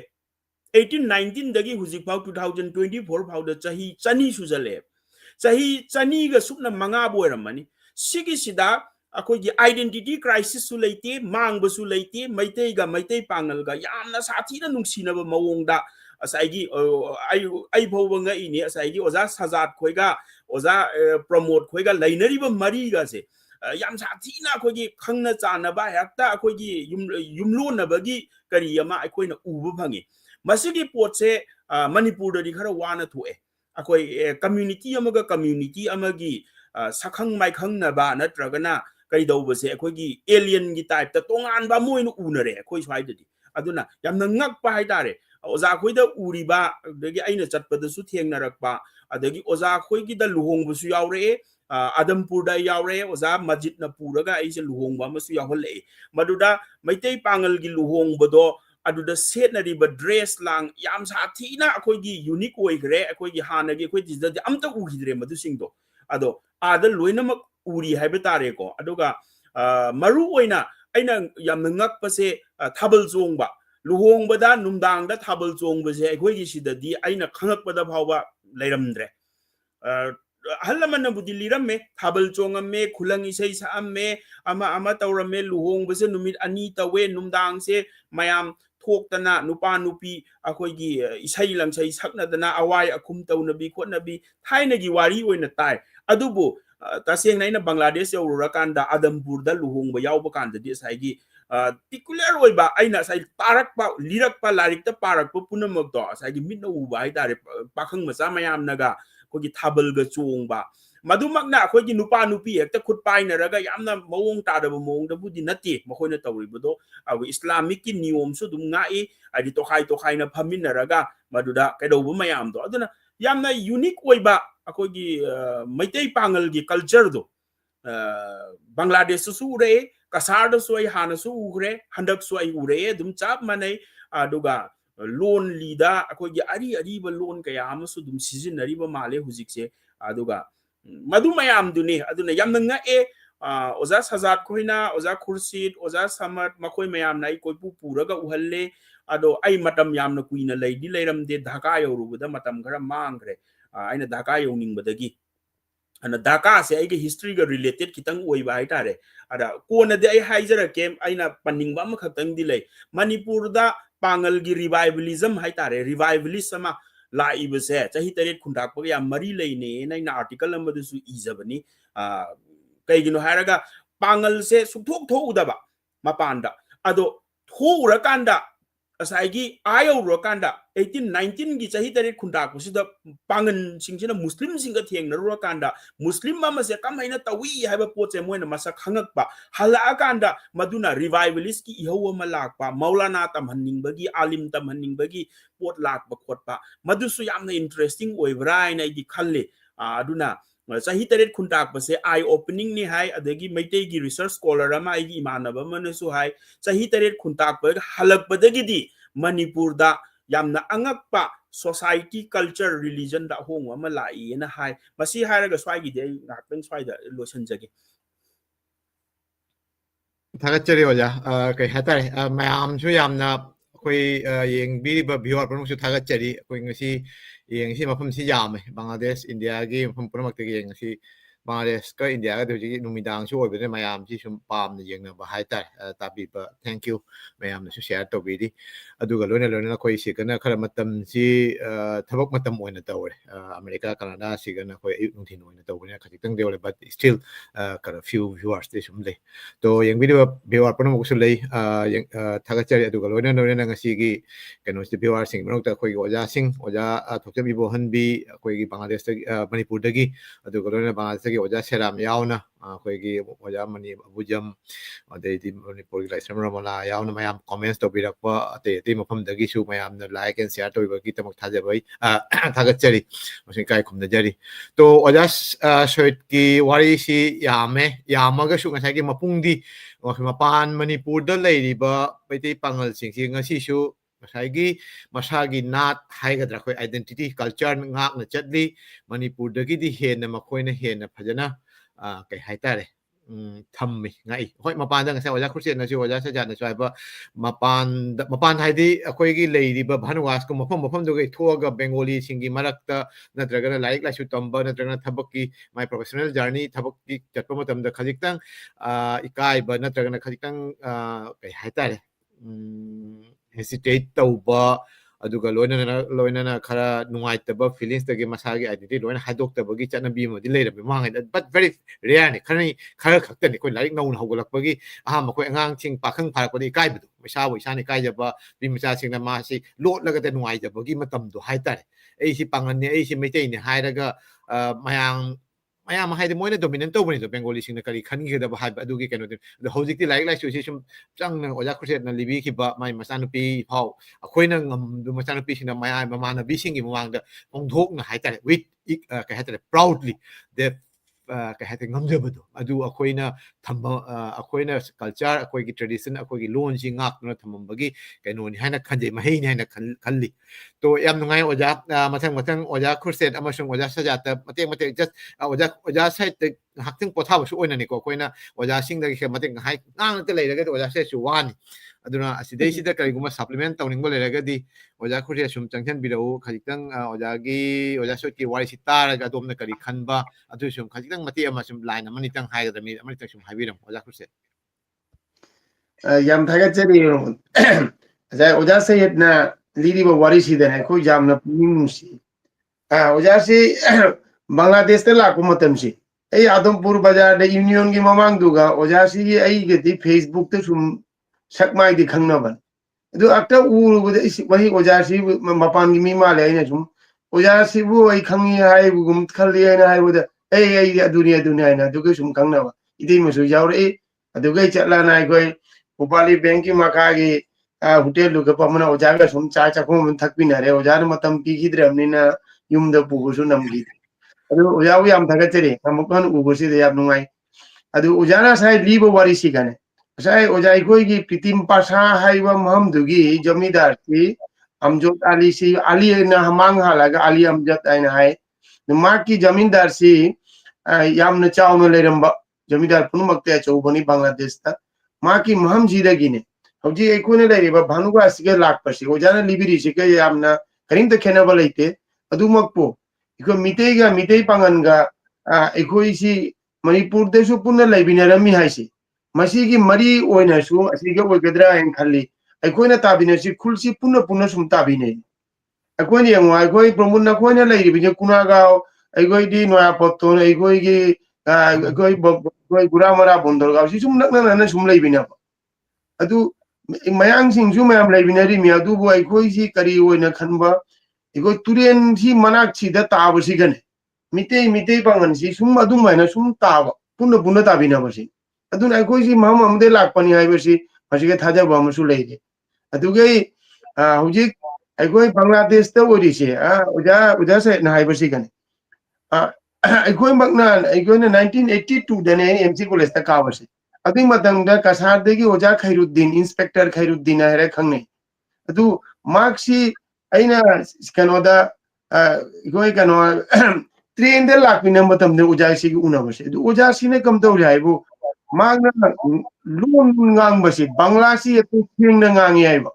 adu aina du hang bo uja si na manipur gi mi oraga india gi mi oraga bangla si suksing si gaino pa ai di MC college da bangla honors ta tambai me pass to bai Khairuddin inspector Khairuddin hai tu ne ai kasar ki ne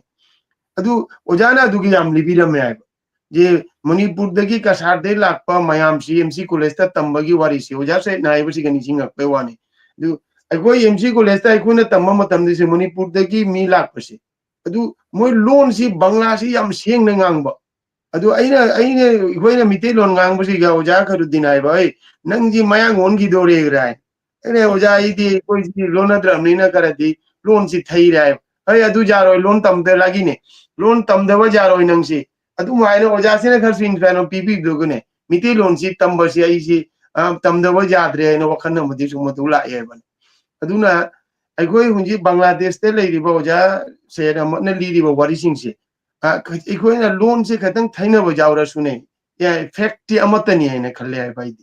adu na oja bu yam thagat chari manipur dagi mayam lakpina Bangladesh ta ga koi mari si yam thokna ba adu ge akoi gi history si achum mani amatani hai ba si masi Bangla da leiba India da leiba ba rest of India oja da leire sune loan si yam na clear oina khangna ba gi masi madi masi yam thamjage mayam da ate Bangladesh ta oja se na hai igoi mitei ga pangan ga igoi promote oja igoi promote ho igoi sinau je igoi mana mitei ne pangan ne na si igoi da karing da khena ba leite igoi na haurak pa ju leite haujik ju leite adu leiga da su mande igoi si jam nei nu si chana na lei manipur de jam tang la sune igoi mitei pangan karing mana da cha cha ho om di pun ta bi ne adu oja se da bon la ku de su igoi mitei mayam lei ba ju se igoi punna sak mai de khang nei ja la mi la sune adu na asi manipur da irang thongai wari ra gitara yam nungai phaude karon manipur history da banga ma mitei bangan ga sukyam na punna le binaramaga munji angang sing ai khoi gi imana bu sing na asi bu negative side sima lowni hai wasi masi ei suba thaja de ai asi wakhan wat pade gedra en khalli aduna Bangladesh tai khoi mitei bangan ga mi likya su munji Bangladesh ta leiriba egoi mayang haiba tare makhoi ga ja chana na egoi nungsina na leirisi sumana di mam bunma leifam thoi sima di amna mayam bu thamjage agoi ji mi oina la di mi bu amana mamal pina basi masi yamna darkar ni masi yamna aina hujik makko aning bati jam agoi aina school amra headmaster oi si siga ai ithon khakta ni se agoi muslim pamite bangan oi si adu atei monipuri atei mayam amsu layab de loan di tinada ba moi lemnai singai re kona de mite kharsu le rami lo retirement chakre da koi si lebinari si ai jahi ngai kundra ga taruk long oja orak pasi kane khena ba karim lai te mayang so gang de mitei gang de lemnai gang de ego mitei bangan gang de koi si manipur da igoi na tari ba wari sumna de Bangladesh te di sumaina urak te hana hojik su ude mathang ju la ka da in thaga de mi nungsina ba se koi jin gar hela bra masina mu khalle ai bai de pare ba si asi ara nu are phot Thank you Oja Khuset ko yam tentak na yam na marikyum na paudom biba haitare Oja so etsi amuk lakani ko mayam na su ko si Bangladesh ta Oja gi ha me kongsa chidi sakhang makhang na ba kita oina taure adu mathang dadi Oja su sumchang na khoi gi Bangladesh ki hai gadra ainang nang wari san ma hai gi duni kasar na tragan Assam gi sidi I masing yam bani na academically makhoi mitei ron chu tamba phangi adu galona na mitei lon tambata na mitei khangde na mitei pangal gi khangde du gi matang da thijin ba khomjin ba academically institutionally PhD tawbu oiro natragana masters ta subject ona lauraga madugi matang da research tawbu oiro aduga loinana asigi matang da akoigi seminar pangthokpa asigi tonganba kenomadi leiko ngamjaba hatai adugi thak tu yona but in Bangladesh maruina Bangladesh amasung Tripura dadi oja khoina khara laaga ngasai hariba oja sajatna iba natragana oja kurseti kya thotopulari ona di phongdri but very small aduga khoi oja samana isi masana pamjabadagi ne but oja oina laga khara phajana with the discipline aduga loinana khara angang sing oja sajat oigi makha haitara khara angang sing sing manung da khara thijan ningba nara khangning jaru gasu akoi English da bu oiro mite ron da bu oiro akoi Bangladesh tamai adu rasa mite ron pa ba iba ngambani na akoi mite ron da phajana iba ngamme aba like ngang madi khara khajitang di khenare Manipur adu rasa akoi sum honari to asigi khudong chawa si akoi da leitabana akoi na khangningba hainingba natragana pamjaraga su tasengna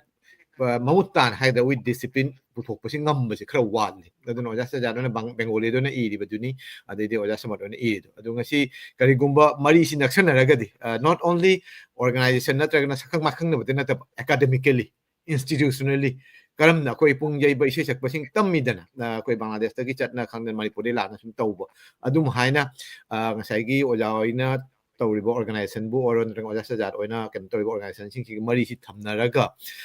ngasai gi Bangladesh ta leihori ba mari ju Manipur da amuk khar provoke to phat in positive way provoke to Manipur da sumain to basi koi nuaite koi oja khuche na haido Bangladesh ta khangda asam na mite mite pa si phajana nungchina na kan le sumain koi chi kari tawraga siam ba yagi adugi keno ngasai koi gi viewer man hang iba keno si adugi keno su asonda gi su khara lausan ba aduga Manipur da gi su ngasai gi mite pangan ba mite sing horokpam asigi keno sing sigi academic research ona keno to bisi su pangthokpa aduga lena dharma gi oiba keno sing su koina khangakpada koi khunung isei adugaidi was keno mite pangan singi marakte phajana leram bisu leram gani khali aduga ai si mapan tholok uiramnina kya khangdre adugi chap chabi hoji hoji ki oiba to anyway sajat bhai gi su karigumba khajiktang keno leiragadi akoigi hainingba amasung ojagi wari si galona supplement tawbo oiragadi khajitang haibiramu sajat Pramod thagachari koi Bangladesh ka Manipur ka koi setu bondon hai tare koi mari samnare si koi 2019 ne khona Manipur da lak pa shahan ba koi mi tara tarung ni ai su adu delegate team gi member amani da han ba adu ara international mite bangal convention da participate tawrami adu mathang oina Manipur de si oja sing ka sa de si jamayam lak Bangladesh ta lak pasina koi loan gi matang da koi sanskriti matang da si koi aro si matang da shar inspiration oina koi kana ajasan gi matang da su aro si kai no ya ne koi khanje dei si dai koi ja koi shweda met la mi koi gi tema du su yauna koi amna su ma kuina su matam bi vidre koi kharani lera modul su koi oja shweda met ka lohong modu su yawi dei koi gi no ke no so da su koi bating bang ne sida oja tabati wari de shiari koi oja Khurudin Chaudhary si kurshabai no haire la madu da Bangladesh la madu da ikoi yum da shooting ama lairami ja Khurudin Chaudhary si MC college student ni aishu MC college student ni 1988 1994 pho MC college lairam tamlai tamami matam du gai kai adi matam du ga ni Khurudin Chaudhary oja la amasi adu sileta lenga du oja sheram hoiga sahitya ga yamna involve parabi adai kharani mang dei khoi golden Bangladesh Manipur Sahitya Sangsad ki golden jubilee pangthokre do banga banu wasta adu koi organization manga na dugi organize koi manga du dai koi Bangladesh Sahitya Sangsad tu yauna program de yam phajana pangthoki Bangladesh te koi mitei bangan si yamna lu na nungsina lai koi organization mayam de su koi amana help tauna dana adegi ka Sahitya Sangsad ta du koi nije isamak si yauri aisu Haji Abdul Samad sahab si yauri koi Sahitya Sangsad ki member amni koi so ado yamna nungsina Bangladesh ta koi mitei bangan si koi yamna nungsina lai haibasi ai ꯌꯥꯝꯅ ꯀꯩꯅꯣ ꯑꯣꯏꯅ ꯍꯥꯏꯅꯤꯡꯉꯤ ꯑꯣꯖꯥ ꯁꯣꯌꯗꯥꯃꯦꯁꯨ ꯎꯗꯅ ꯆꯠꯈ꯭ꯔꯝꯃꯤ ꯕꯪꯒ꯭ꯂꯥꯗꯦꯁꯇ ꯑꯩꯈꯣꯏ ꯀꯝꯅ ꯅꯨꯡꯁꯤꯅ ꯂꯩꯅꯩ ꯍꯥꯏꯕꯁꯤ ꯑꯩꯈꯣꯏ ꯑꯣꯖꯥ ꯄ꯭ꯔꯃꯣꯗꯀꯁꯨ ꯑꯩꯒꯤꯗꯤ 1 year junior ꯑꯩꯈꯣꯏ ꯌꯥꯝꯅ ꯃꯔꯨ ꯑꯣꯏꯅ ꯌꯥꯝꯅ ꯀ꯭ꯂꯣꯖ ꯑꯣꯏꯅ ꯇꯤꯟꯅꯩꯌꯦꯕ ꯍꯥꯟꯅꯗꯤ ꯃꯥ ꯀꯦꯅꯥꯗꯥꯗ ꯂꯩ ꯆꯠꯇ꯭ꯔꯤꯉꯩꯗ ꯕꯪꯒ꯭ꯂꯥꯗꯦꯁꯇ ꯂꯩꯉꯩꯗꯁꯨ ꯑꯗꯨ ꯃꯥꯅ ꯃꯅꯤꯄꯨꯔꯤ ꯃꯤꯔꯔꯁꯨ ꯌꯥꯝ ꯊꯥꯒꯠꯆꯩ ꯌꯥꯝ ꯐꯖꯕ ꯊꯧꯔꯝꯁꯤ ꯂꯧꯈꯠꯄꯒꯤꯗꯃꯛꯇ ꯊꯥꯒꯠꯆꯩ Thank you. ꯑꯩꯈꯣꯏꯒꯤ ꯑꯣꯖꯥ ꯁꯖꯥꯠꯅ ꯈꯔ ꯄꯅꯤꯡ ꯆꯨꯝꯅ ꯃꯇꯦꯛ ꯑꯃꯇꯪ ꯍꯥꯏꯕꯤꯕꯁꯤ ꯇꯁꯦꯡꯅ ꯑꯣꯖꯥ ꯁꯣꯏꯇ ꯑꯃꯨꯛ ꯂꯥꯛꯆꯒꯦꯀꯣ ꯑꯩꯈꯣꯏ ꯀꯩꯅꯣꯁꯤ ꯃꯇꯝꯁꯤ ꯍꯧꯈꯤꯕꯗꯤ ꯈꯪꯍꯧꯗꯦ ꯄꯨꯡ 1:15 ꯌꯧꯔꯦ ꯑꯗꯣ ꯑꯩꯈꯣꯏ more 30 minutes ꯐꯥꯎ ꯑꯩꯈꯣꯏ ꯀꯩꯅꯣ ꯇꯧꯁꯤ ꯋꯥꯔꯤꯁꯤꯁꯨ ꯃꯊꯪ ꯅꯨꯡꯉꯥꯏꯔꯤ ꯑꯁꯤꯗꯩꯁꯤꯗ ꯉꯁꯥꯏꯒꯤ ꯑꯣꯖꯥ ꯁꯖꯥꯠ ꯑꯣꯖꯥ ꯈꯨꯔꯁꯦꯠ ꯑꯣꯏꯅ ꯄꯟꯕꯗꯁꯨ ꯌꯥꯎꯔꯦ ꯕꯪꯒ꯭ꯂꯥꯗꯦꯁꯇ ꯂꯩꯔꯤꯕ ꯑꯃꯗꯤ ꯃꯄꯥꯟꯗ ꯂꯩꯔꯤꯕ ꯀꯩꯅꯣꯁꯤꯡꯁꯤꯅ ꯑꯩꯈꯣꯏ ꯃꯅꯤꯄꯨꯔꯒ ꯑꯩꯈꯣꯏꯒꯤ ꯇꯥꯏꯠ ꯑꯞ ꯑꯣꯏꯔꯛꯄꯁꯦ ꯈꯔꯗꯤ ꯊꯦꯡꯉꯦ 2019 ꯕ 2015ꯒꯤ ꯃꯈꯥꯗ ꯍꯥꯏꯇꯥꯔꯦ ꯑꯩꯈꯣꯏꯒꯤ ꯑꯣꯔꯒꯅꯥꯏꯖꯦꯁꯟ ꯂꯨꯞ ꯑꯃꯒ ꯁꯝꯅꯕꯒꯤ ꯅꯠꯇ꯭ꯔꯒꯅ ꯀꯩꯅꯣ ꯌꯥꯝꯅ ꯑꯣꯔꯒꯅꯥꯏꯖ ꯋꯦꯗ ꯃꯔꯤ ꯂꯩꯅꯔꯛꯄꯁꯦ ꯇꯣ ꯑꯁꯤꯗꯩꯁꯤꯗ ꯉꯁꯤꯗꯤ ꯑꯌꯥꯝꯕ ꯗꯥꯏꯁꯄꯣꯔꯥ ꯅꯠꯇ꯭ꯔꯒꯅ ꯑꯩꯈꯣꯏ ꯃꯄꯥꯟ ꯂꯝꯗ ꯂꯩꯕꯒꯤ ꯃꯩꯇꯩ ꯄꯥꯡꯒꯜ ꯑꯗꯨꯗ ꯍꯤꯔꯝꯁꯤ ꯑꯣꯏꯕꯅꯤꯅ ꯃꯄꯥꯟ ꯂꯝꯗ ꯂꯩꯕ ꯃꯅꯤꯄꯨꯔꯤ ꯃꯨꯁꯂꯤꯝ ꯅꯠꯇ꯭ꯔꯒ ꯃꯄꯥꯟ ꯂꯝꯗ ꯂꯩꯕ ꯃꯩꯇꯩ ꯄꯥꯡꯒꯜꯁꯤꯡꯒꯤ ꯃꯇꯥꯡꯗ ꯅꯩꯅꯕꯅꯤꯅ ꯑꯗꯣꯝꯗ ꯑꯣꯏꯅ ꯈꯖꯤꯛꯇꯪ ꯆꯪꯁꯤꯟꯅꯤꯡꯉꯤ ꯃꯃꯥꯡꯉꯩꯗ ꯑꯣꯖꯥ ꯍꯣꯏꯅꯁꯨ ꯂꯥꯏꯔꯤꯛ ꯂꯥꯏꯁꯨ ꯇꯝꯕꯁꯤ ꯗꯤꯜꯂꯤꯗꯁꯨ ꯃꯄꯥꯟꯗꯁꯨ ꯂꯩꯔꯨꯕꯅꯤꯅ ꯊꯣꯏꯗꯣꯛꯄ ꯅꯍꯥ ꯑꯣꯏꯔꯤꯉꯩ ꯑꯉꯥꯡ ꯑꯣꯏꯔꯤꯉꯩ ꯀꯩꯅꯣꯗꯣ ꯈꯪꯗ꯭ꯔꯒꯁꯨ ꯉꯁꯥꯏꯒꯤ ꯂꯥꯏꯔꯤꯛ ꯇꯝꯕ ꯑꯩꯈꯣꯏ ꯑꯣꯖꯥ ꯈꯣꯏꯔꯨꯗꯤꯟꯒꯤ ꯀꯩꯅꯣꯁꯤ ꯕꯪꯒ꯭ꯂꯥꯗꯦꯁꯇ ꯌꯥꯝꯅ ꯄꯥꯝꯃꯤ ꯃꯥꯒꯤ ꯁꯩꯔꯦꯡ ꯑꯩ ꯃꯥꯅ एडिटर ꯉꯥꯏꯍꯥꯛ ꯃꯥꯡꯗ ꯎꯠꯆꯈꯤꯕꯗꯣ ꯑꯩꯈꯣꯏ ꯑꯩ ꯃꯅꯤꯄꯨꯔꯤ ꯃꯤꯔꯔ ꯑꯁꯤ ꯃꯇꯥꯡꯁꯦ ꯑꯩ ꯑꯃꯇꯪ ꯍꯥꯏꯖꯍꯧꯒꯦ ꯃꯅꯤꯄꯨꯔꯤ ꯃꯤꯔꯔꯒꯤ ꯀꯩꯅꯣꯁꯤ ꯑꯩꯈꯣꯏ ꯏ ꯄꯥꯎ ꯈꯛꯇ ꯅꯠꯇꯕ ꯃꯔꯨꯑꯣꯏꯅ ꯑꯩꯈꯣꯏ ꯂꯤꯇꯔꯦꯆꯔꯗ ꯌꯥꯝꯅ ꯑꯩꯈꯣꯏ ꯊꯋꯥꯏ ꯌꯥꯎꯏ ꯂꯤꯇꯔꯦꯆꯔꯒꯤ ꯑꯣꯏꯅ ꯌꯥꯝꯅ ꯑꯩꯈꯣꯏ ꯀꯩꯅꯣ ꯑꯣꯏꯅ ꯎꯠꯂꯤ ꯊꯝꯃꯤ ꯍꯥꯏꯇꯥꯔꯦ ꯃꯔꯨꯑꯣꯏꯅ ꯂꯥꯏꯔꯤꯛ ꯂꯥꯏꯁꯨ ꯐꯣꯡꯕ ꯈꯣꯠꯄ ꯑꯃꯗꯤ ꯀꯩꯅꯣ ꯇꯧꯕꯁꯦ ꯑꯗꯨꯒꯤ ꯀꯩꯅꯣꯗ ꯊꯝꯃꯤ ꯑꯁꯤꯒꯩꯁꯤꯒ ꯂꯩꯔꯤꯕ ꯂꯥꯏꯔꯤꯛꯁꯤ ꯑꯩꯈꯣꯏꯒꯤ ꯕꯪꯒ꯭ꯂꯥꯗꯦꯁꯇ ꯃꯔꯨꯑꯣꯏꯅ ꯑꯩꯅ ꯃꯅꯤꯄꯨꯔꯤ ꯃꯤꯔꯔꯗ ꯂꯥꯏꯔꯤꯛ ꯑꯃꯁꯨꯡ ꯃꯦꯒꯥꯖꯤꯟ ꯍꯥꯏꯇꯥꯔꯦ ꯃꯦꯒꯥꯖꯤꯟ ꯆꯦꯐꯣꯡ ꯄꯨꯝꯅꯃꯛꯁꯤ ꯌꯥꯎꯔꯛ ꯑꯩꯈꯣꯏꯅ ꯏ ꯕꯨꯛ ꯑꯣꯏꯅ ꯗꯤꯖꯤꯇꯦꯜ ꯐꯣꯔꯃꯦꯠꯇ ꯊꯝꯕꯅꯤ ꯃꯔꯨꯑꯣꯏꯅ ꯗꯤꯖꯤꯇꯦꯜ ꯐꯣꯔꯃꯦꯠꯇ ꯑꯩꯈꯣꯏꯅ ꯈꯔ ꯃꯌꯥꯝ ꯃꯄꯥꯟ ꯂꯝꯗꯁꯨ ꯃꯌꯥꯝꯁꯤ ꯂꯩꯅꯔꯦꯗꯣ ꯑꯗꯨꯅ ꯑꯩꯈꯣꯏꯒꯤꯗꯤ ꯃꯁꯤꯡꯁꯤ ꯂꯤꯛꯑꯒꯁꯨ ꯂꯥꯏꯔꯤꯛ ꯄꯥꯍꯟꯅꯤꯡꯕꯒꯤ ꯀꯩꯅꯣꯁꯤ ꯂꯩꯕꯅꯤꯅ ꯁꯤꯁꯨ ꯇꯧꯗ ꯌꯥꯗꯦ ꯍꯥꯏꯅ ꯋꯦꯕꯁꯥꯏꯠꯁꯤꯗꯩꯁꯤꯗ ꯑꯩꯈꯣꯏꯅ ꯏ ꯕꯨꯛꯀꯤ ꯄ꯭ꯂꯦꯠꯐꯣꯝ ꯑꯃ ꯊꯝꯃꯤ ꯑꯗꯨꯒ ꯃꯅꯤꯄꯨꯔꯒꯤꯁꯨ ꯈꯔ ꯁꯨꯝ ꯍꯥꯞꯆꯤꯜꯂꯛꯀꯅꯤ ꯍꯧꯖꯤꯛ ꯑꯃꯅꯤꯗꯤ ꯍꯥꯞꯆꯤꯜꯂꯦ ꯑꯇꯩꯁꯨ ꯑꯐꯪꯕ ꯀꯩꯅꯣꯁꯤꯡꯁꯦ ꯑꯁꯤꯁꯨ ꯁꯨꯝ ꯍꯥꯞꯆꯤꯜꯂꯛꯀꯅꯤ ꯑꯣꯖꯥ ꯈꯣꯏꯔꯨꯗꯤꯟꯒꯤ ꯉꯁꯤ ꯑꯙꯨꯅꯤꯛ ꯃꯅꯤꯄꯨꯔꯤ ꯀꯣꯕꯤꯇꯥ ꯍꯥꯏꯅ ꯃꯥꯒꯤ ꯂꯥꯏꯔꯤꯛꯁꯤ ꯑꯩꯈꯣꯏ ꯑꯣꯖꯥ ꯈꯣꯏꯔꯨꯗꯤꯟꯒ ꯑꯗꯩꯗꯤ ꯑꯣꯖꯥ ꯑꯃꯒ ꯀꯩꯅꯣ ꯇꯧꯔꯒ ꯐꯣꯡꯕꯅꯤ ꯄꯨꯊꯣꯛꯄꯅꯤ ꯑꯁꯤꯒꯤ ꯀꯩꯅꯣꯁꯤ ꯑꯁꯤꯗꯩꯁꯤꯗ ꯃꯍꯥꯛꯀꯤ ꯀꯩꯅꯣꯁꯤ ꯁꯩꯔꯦꯡꯁꯤ ꯕꯦꯡꯒꯣꯂꯤꯗ ꯍꯟꯗꯣꯛꯄꯁꯤ ꯉꯜꯂꯤꯉꯩ ꯃꯇꯝꯗꯅꯤꯀꯣ ꯁꯤꯒꯩꯁꯤ ꯁꯧꯒꯥꯏꯖꯝ ꯕ꯭ꯔꯣꯖꯦꯁꯣꯔ ꯁꯤꯡꯍꯣ ꯃꯈꯣꯏ ꯑꯅꯤꯅ ꯍꯟꯗꯣꯛꯄ ꯑꯁꯨꯃꯥꯏꯅ ꯃꯃꯥꯡꯉꯩꯗꯗꯤ ꯌꯥꯝꯅ ꯀꯩꯅꯣꯒꯤꯅ ꯀꯩ ꯍꯥꯏꯇꯥꯔꯦ ꯄꯥꯔꯁꯟ ꯇꯨ ꯄꯥꯔꯁꯟ ꯑꯗꯨꯒꯤ ꯃꯔꯤꯗꯤ ꯁꯨꯝ ꯂꯩꯅꯔꯝꯕ ꯉꯁꯥꯏꯒꯤ ꯍꯥꯏꯔꯤꯕ ꯀꯩꯅꯣꯁꯤ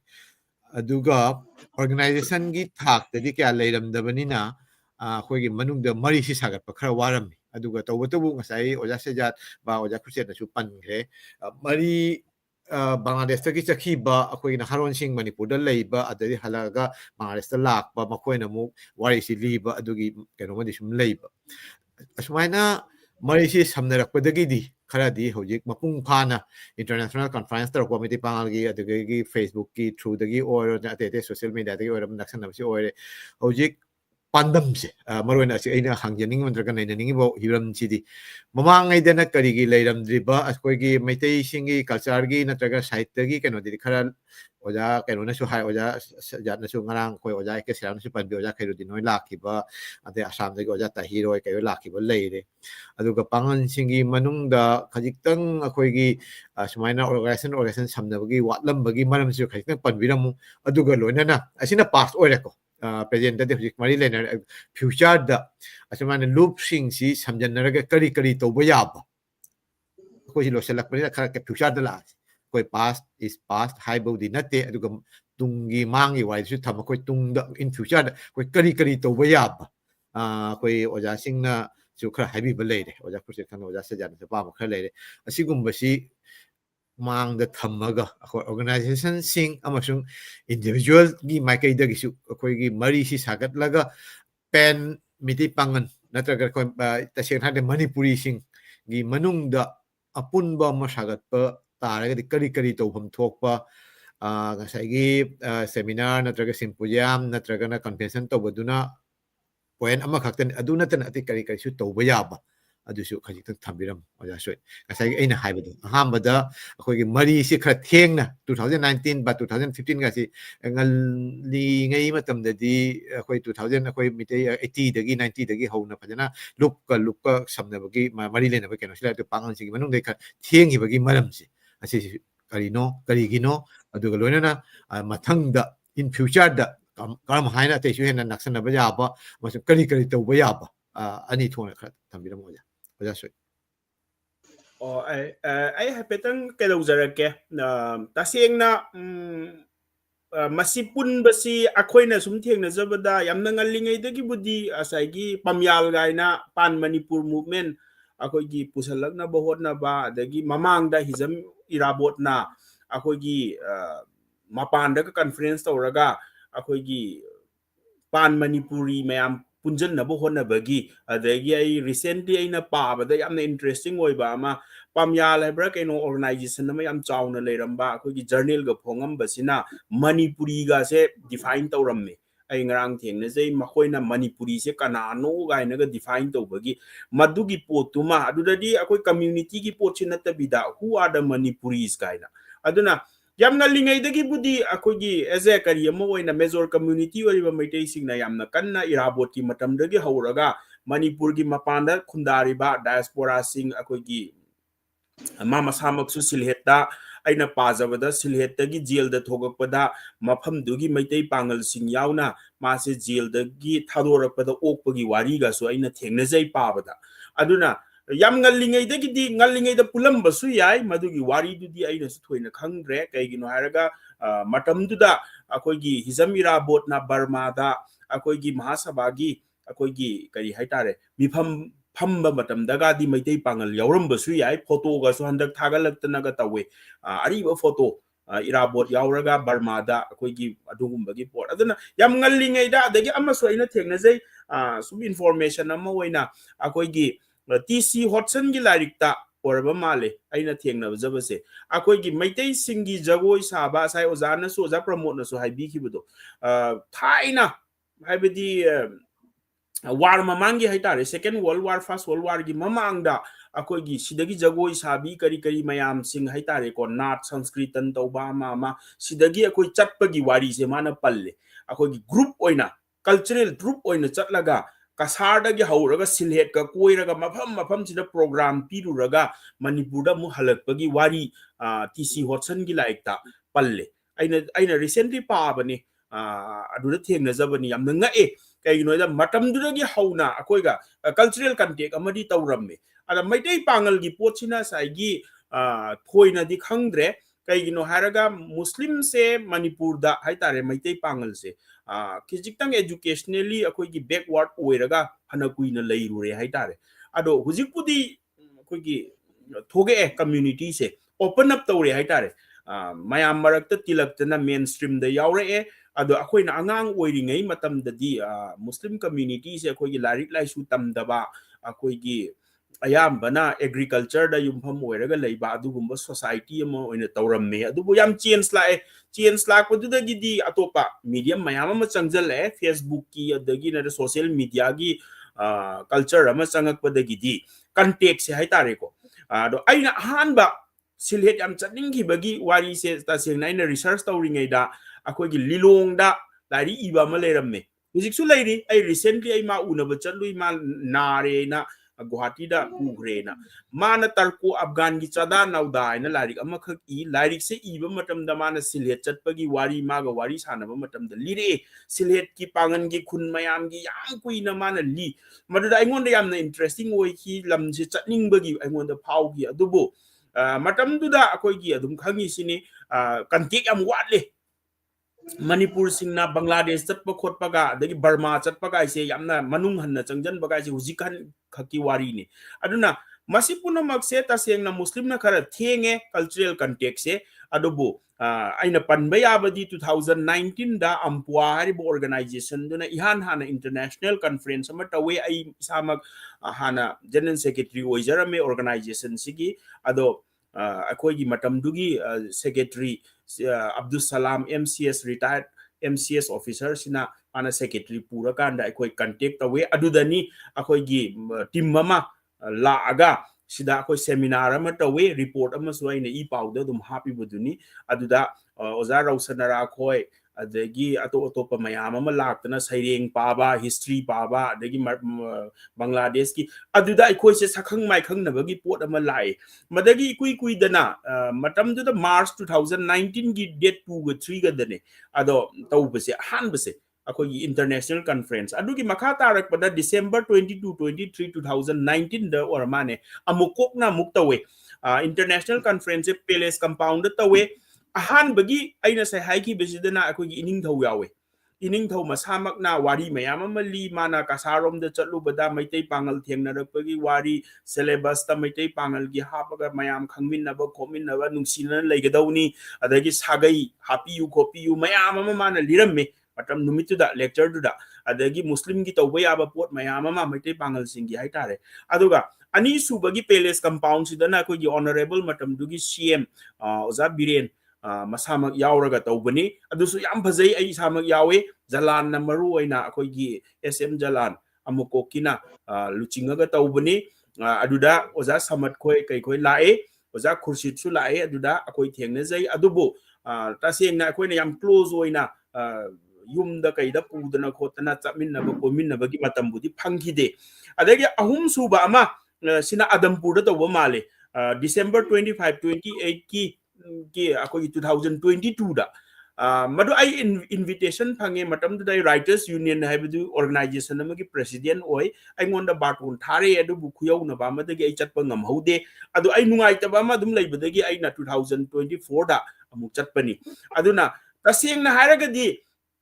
akoi na Sangai festival huzik recently loi gre Sangai festival da mamang da akoi gi Bangladesh ta khunda khraba Meitei sing akoi sida lakna na bagi flight ka tawraga makoi se sida participate tawhan bagi program ama adum sille Sangai festival da ado ai ta seng na Meitei Pangal khaki haibadu so ai haijaningde kai gino haraga yamna pikna taba kasar Assam da some 2.5 Meitei Pangal su yame dum 80,000 nom leire ga hai kasar da aduna Meitei ga pullaga di 3 lakhs 4 lakhs hairo exact population budi khangdre adagi Tripura da lising tare rom lei hai oza khoi gi Bangladesh ta pangan Meitei Pangal trahum doi ama trying to trahum doi hai tare adagi atopa community Meitei gi ka punjal laga makoi sing se ta se na koina Sangai festival da Bangladesh dagi Burma dagi akoina invite tawri sumaina taw taragadi sahi khudingi huji akoina Sangai festival tawbu matam da sugum bagi contact ama government na sinbi raga akoi se cultural contact ama hai tare ne sinbi ragadi he na phagadaw bune adoga hoi civil organization amana sin bai ba se madu paisa yam chauna changi madugi leifam chafam ama hotel langdel ama madugi paisa dusu achouba khara samani haitare Bangladesh ta bu sinbo boiro sida su sinbo boiro aduna Sangai festival se future da haitare ko ai suggestion haitare ai na ai bu hayo haitare gadi Sangai festival natraga any other cultural program ama tawba matam da saigi invite tawraga representative lakhanbiu haibagi adugumba adoga government na madugi leifam chafam piraga Meitei Pangal amadi Pangal sing literary field bu oiro culture da bu oiro adagi exhibit tawbagi akoigi bagi cultural exhibit tawbudo oiro punamak se akoina swaida government gi initiative ki makhada tawtaragadi hena close oigani adagi government na intervene tawraga akoina ozaga tharaga Meitei mek tamba bu oiro Manipuri paba bu oiro adagi literature asom da sinba bu oiro Manipuri sahitya parishan na budi dum tawe ai oza AK Seramna lakpase ai program yauza howe akoigi GN Dance Academy da tawa program da ado oza khoi toina lai ado akoina haisina sagi community mayam asom da leiri base one monolith community amoina ama khaktang oina uraga akoina Manipuri haraga madu diaspora singse akoina sahi amada amukta oiragasu mi nifu ama yankhai ama chama ama government na sinbiraga invite tawbiba taragadi asaigi tawrambadagi huji ngamkhidre 2022 dagi makhata na ngamkhidre kasarda sinni na tawbu male ado sillagadi am phai handak recently ai yummakta da la amme kasargi timmama makoi la amme aduga ai da leiraga makoi chief minister unaki governor unaki makoi Manipuri language adagi changakpada Meitei Pangal singda akoigi ꯀꯔꯤ ꯍꯥꯏꯇꯥꯔꯦ ꯑꯩꯈꯣꯏꯒꯤ inner line permit ꯎꯠꯄꯒꯤ ꯃꯁꯤꯒꯤꯁꯦ ꯂꯧꯊꯣꯛꯄꯤꯌꯨ ꯈꯣꯠꯄꯤꯌꯨ ꯃꯌꯥꯝ ꯑꯃ ꯂꯥꯛꯑꯦ ꯁꯨꯒꯨꯝꯕꯒꯤ ꯄꯣꯠ ꯑꯗꯨꯝ ꯍꯥꯏꯅꯕ ꯑꯗꯣ ꯄꯨꯝꯅꯃꯛ ꯑꯁꯦ ꯉꯁꯥꯏꯒꯤ ꯒꯣꯔꯃꯦꯟꯅ ꯏꯁꯨꯁꯦ ꯄꯥꯏꯈꯠꯄꯤꯔꯒ ꯃꯄꯥꯟꯗ ꯂꯩꯔꯤꯕꯁꯤꯡꯁꯦ ꯀꯜꯆꯔ ꯑꯩꯈꯣꯏꯕꯨ ꯌꯥꯝꯅ ꯀꯤ ꯀꯩꯒꯤꯅꯣ ꯍꯥꯏꯔꯒ ꯕꯪꯒ꯭ꯂꯥꯗꯦꯁꯁꯤ ꯉꯁꯥꯏꯒꯤ ꯂꯩꯔꯤꯕ ꯁꯤꯆꯨꯋꯦꯁꯟꯗꯨꯗ ꯃꯈꯣꯏꯒꯤ ꯂꯦꯡꯒ꯭ꯋꯦꯖꯀꯁꯦ ꯃꯥꯡꯈ꯭ꯔꯒ ꯀꯜꯆꯔꯒꯁꯦ ꯃꯥꯡꯈ꯭ꯔꯒꯗꯤ ꯀꯥꯏꯅ ꯃꯅꯤꯄꯨꯔꯗ ꯇꯧꯔꯤꯕ ꯉꯁꯥꯏꯒꯤ ꯃꯣꯗꯔꯅꯥꯏꯖꯦꯁꯟꯒꯤ ꯏꯍꯧꯁꯦ ꯂꯥꯛꯇꯥꯔꯗꯤ ꯕꯪꯒ꯭ꯂꯥꯗꯦꯁꯇꯁꯨ ꯑꯗꯨꯝ ꯃꯥꯡꯖꯜꯂꯛꯀꯅꯤ ꯀꯩꯁꯨ ꯉꯛꯅꯤꯡꯉꯥꯏ ꯑꯣꯏꯗꯦ ꯀꯁꯥꯔꯗꯁꯨ ꯑꯗꯨꯝ ꯃꯥꯡꯉꯛꯀꯅꯤ ꯑꯗꯨꯅ ꯍꯧꯖꯤꯛ ꯑꯣꯖꯥ ꯑꯩꯈꯣꯏꯅꯁꯨ ꯏꯟꯇꯔꯦꯁ ꯂꯩꯔꯒ ꯑꯩꯈꯣꯏꯒꯤ ꯏꯃꯥ ꯂꯣꯟ ꯑꯩꯈꯣꯏꯒꯤ ꯃꯩꯇꯩ ꯄꯥꯡꯒꯜꯁꯤꯡꯅ ꯏꯃꯥ ꯂꯣꯟꯕꯨ ꯍꯤꯡꯍꯟꯅꯕ ꯍꯣꯠꯅꯔꯛꯏꯕ ꯑꯗꯒꯤ ꯐꯤꯖꯦꯠ ꯆꯥꯛꯆꯥꯗ ꯑꯩꯈꯣꯏꯅ ꯍꯥꯏꯗꯤ ꯑꯣꯖꯥ ꯈꯨꯔꯁꯤꯠꯅ ꯍꯥꯏꯗꯣ ꯑꯩꯈꯣꯏꯅ ꯍꯦꯟꯅꯕꯨ ꯍꯦꯟꯅ ꯃꯑꯣꯡ ꯇꯥꯅ ꯑꯩꯈꯣꯏꯅ ꯉꯥꯛꯏꯒ ꯍꯥꯏꯁꯦ ꯁꯤ ꯌꯥꯝꯅ ꯊꯥꯒꯠꯅꯤꯡꯉꯥꯏꯅꯤ ꯍꯥꯏꯇꯥꯔꯦ ꯇꯁꯦꯡꯅꯗꯤ ꯑꯩꯗꯤ ꯌꯥꯝꯅ ꯉꯛꯏ ꯀꯩꯒꯤꯅꯣ ꯍꯥꯏꯔꯒ ꯆꯍꯤ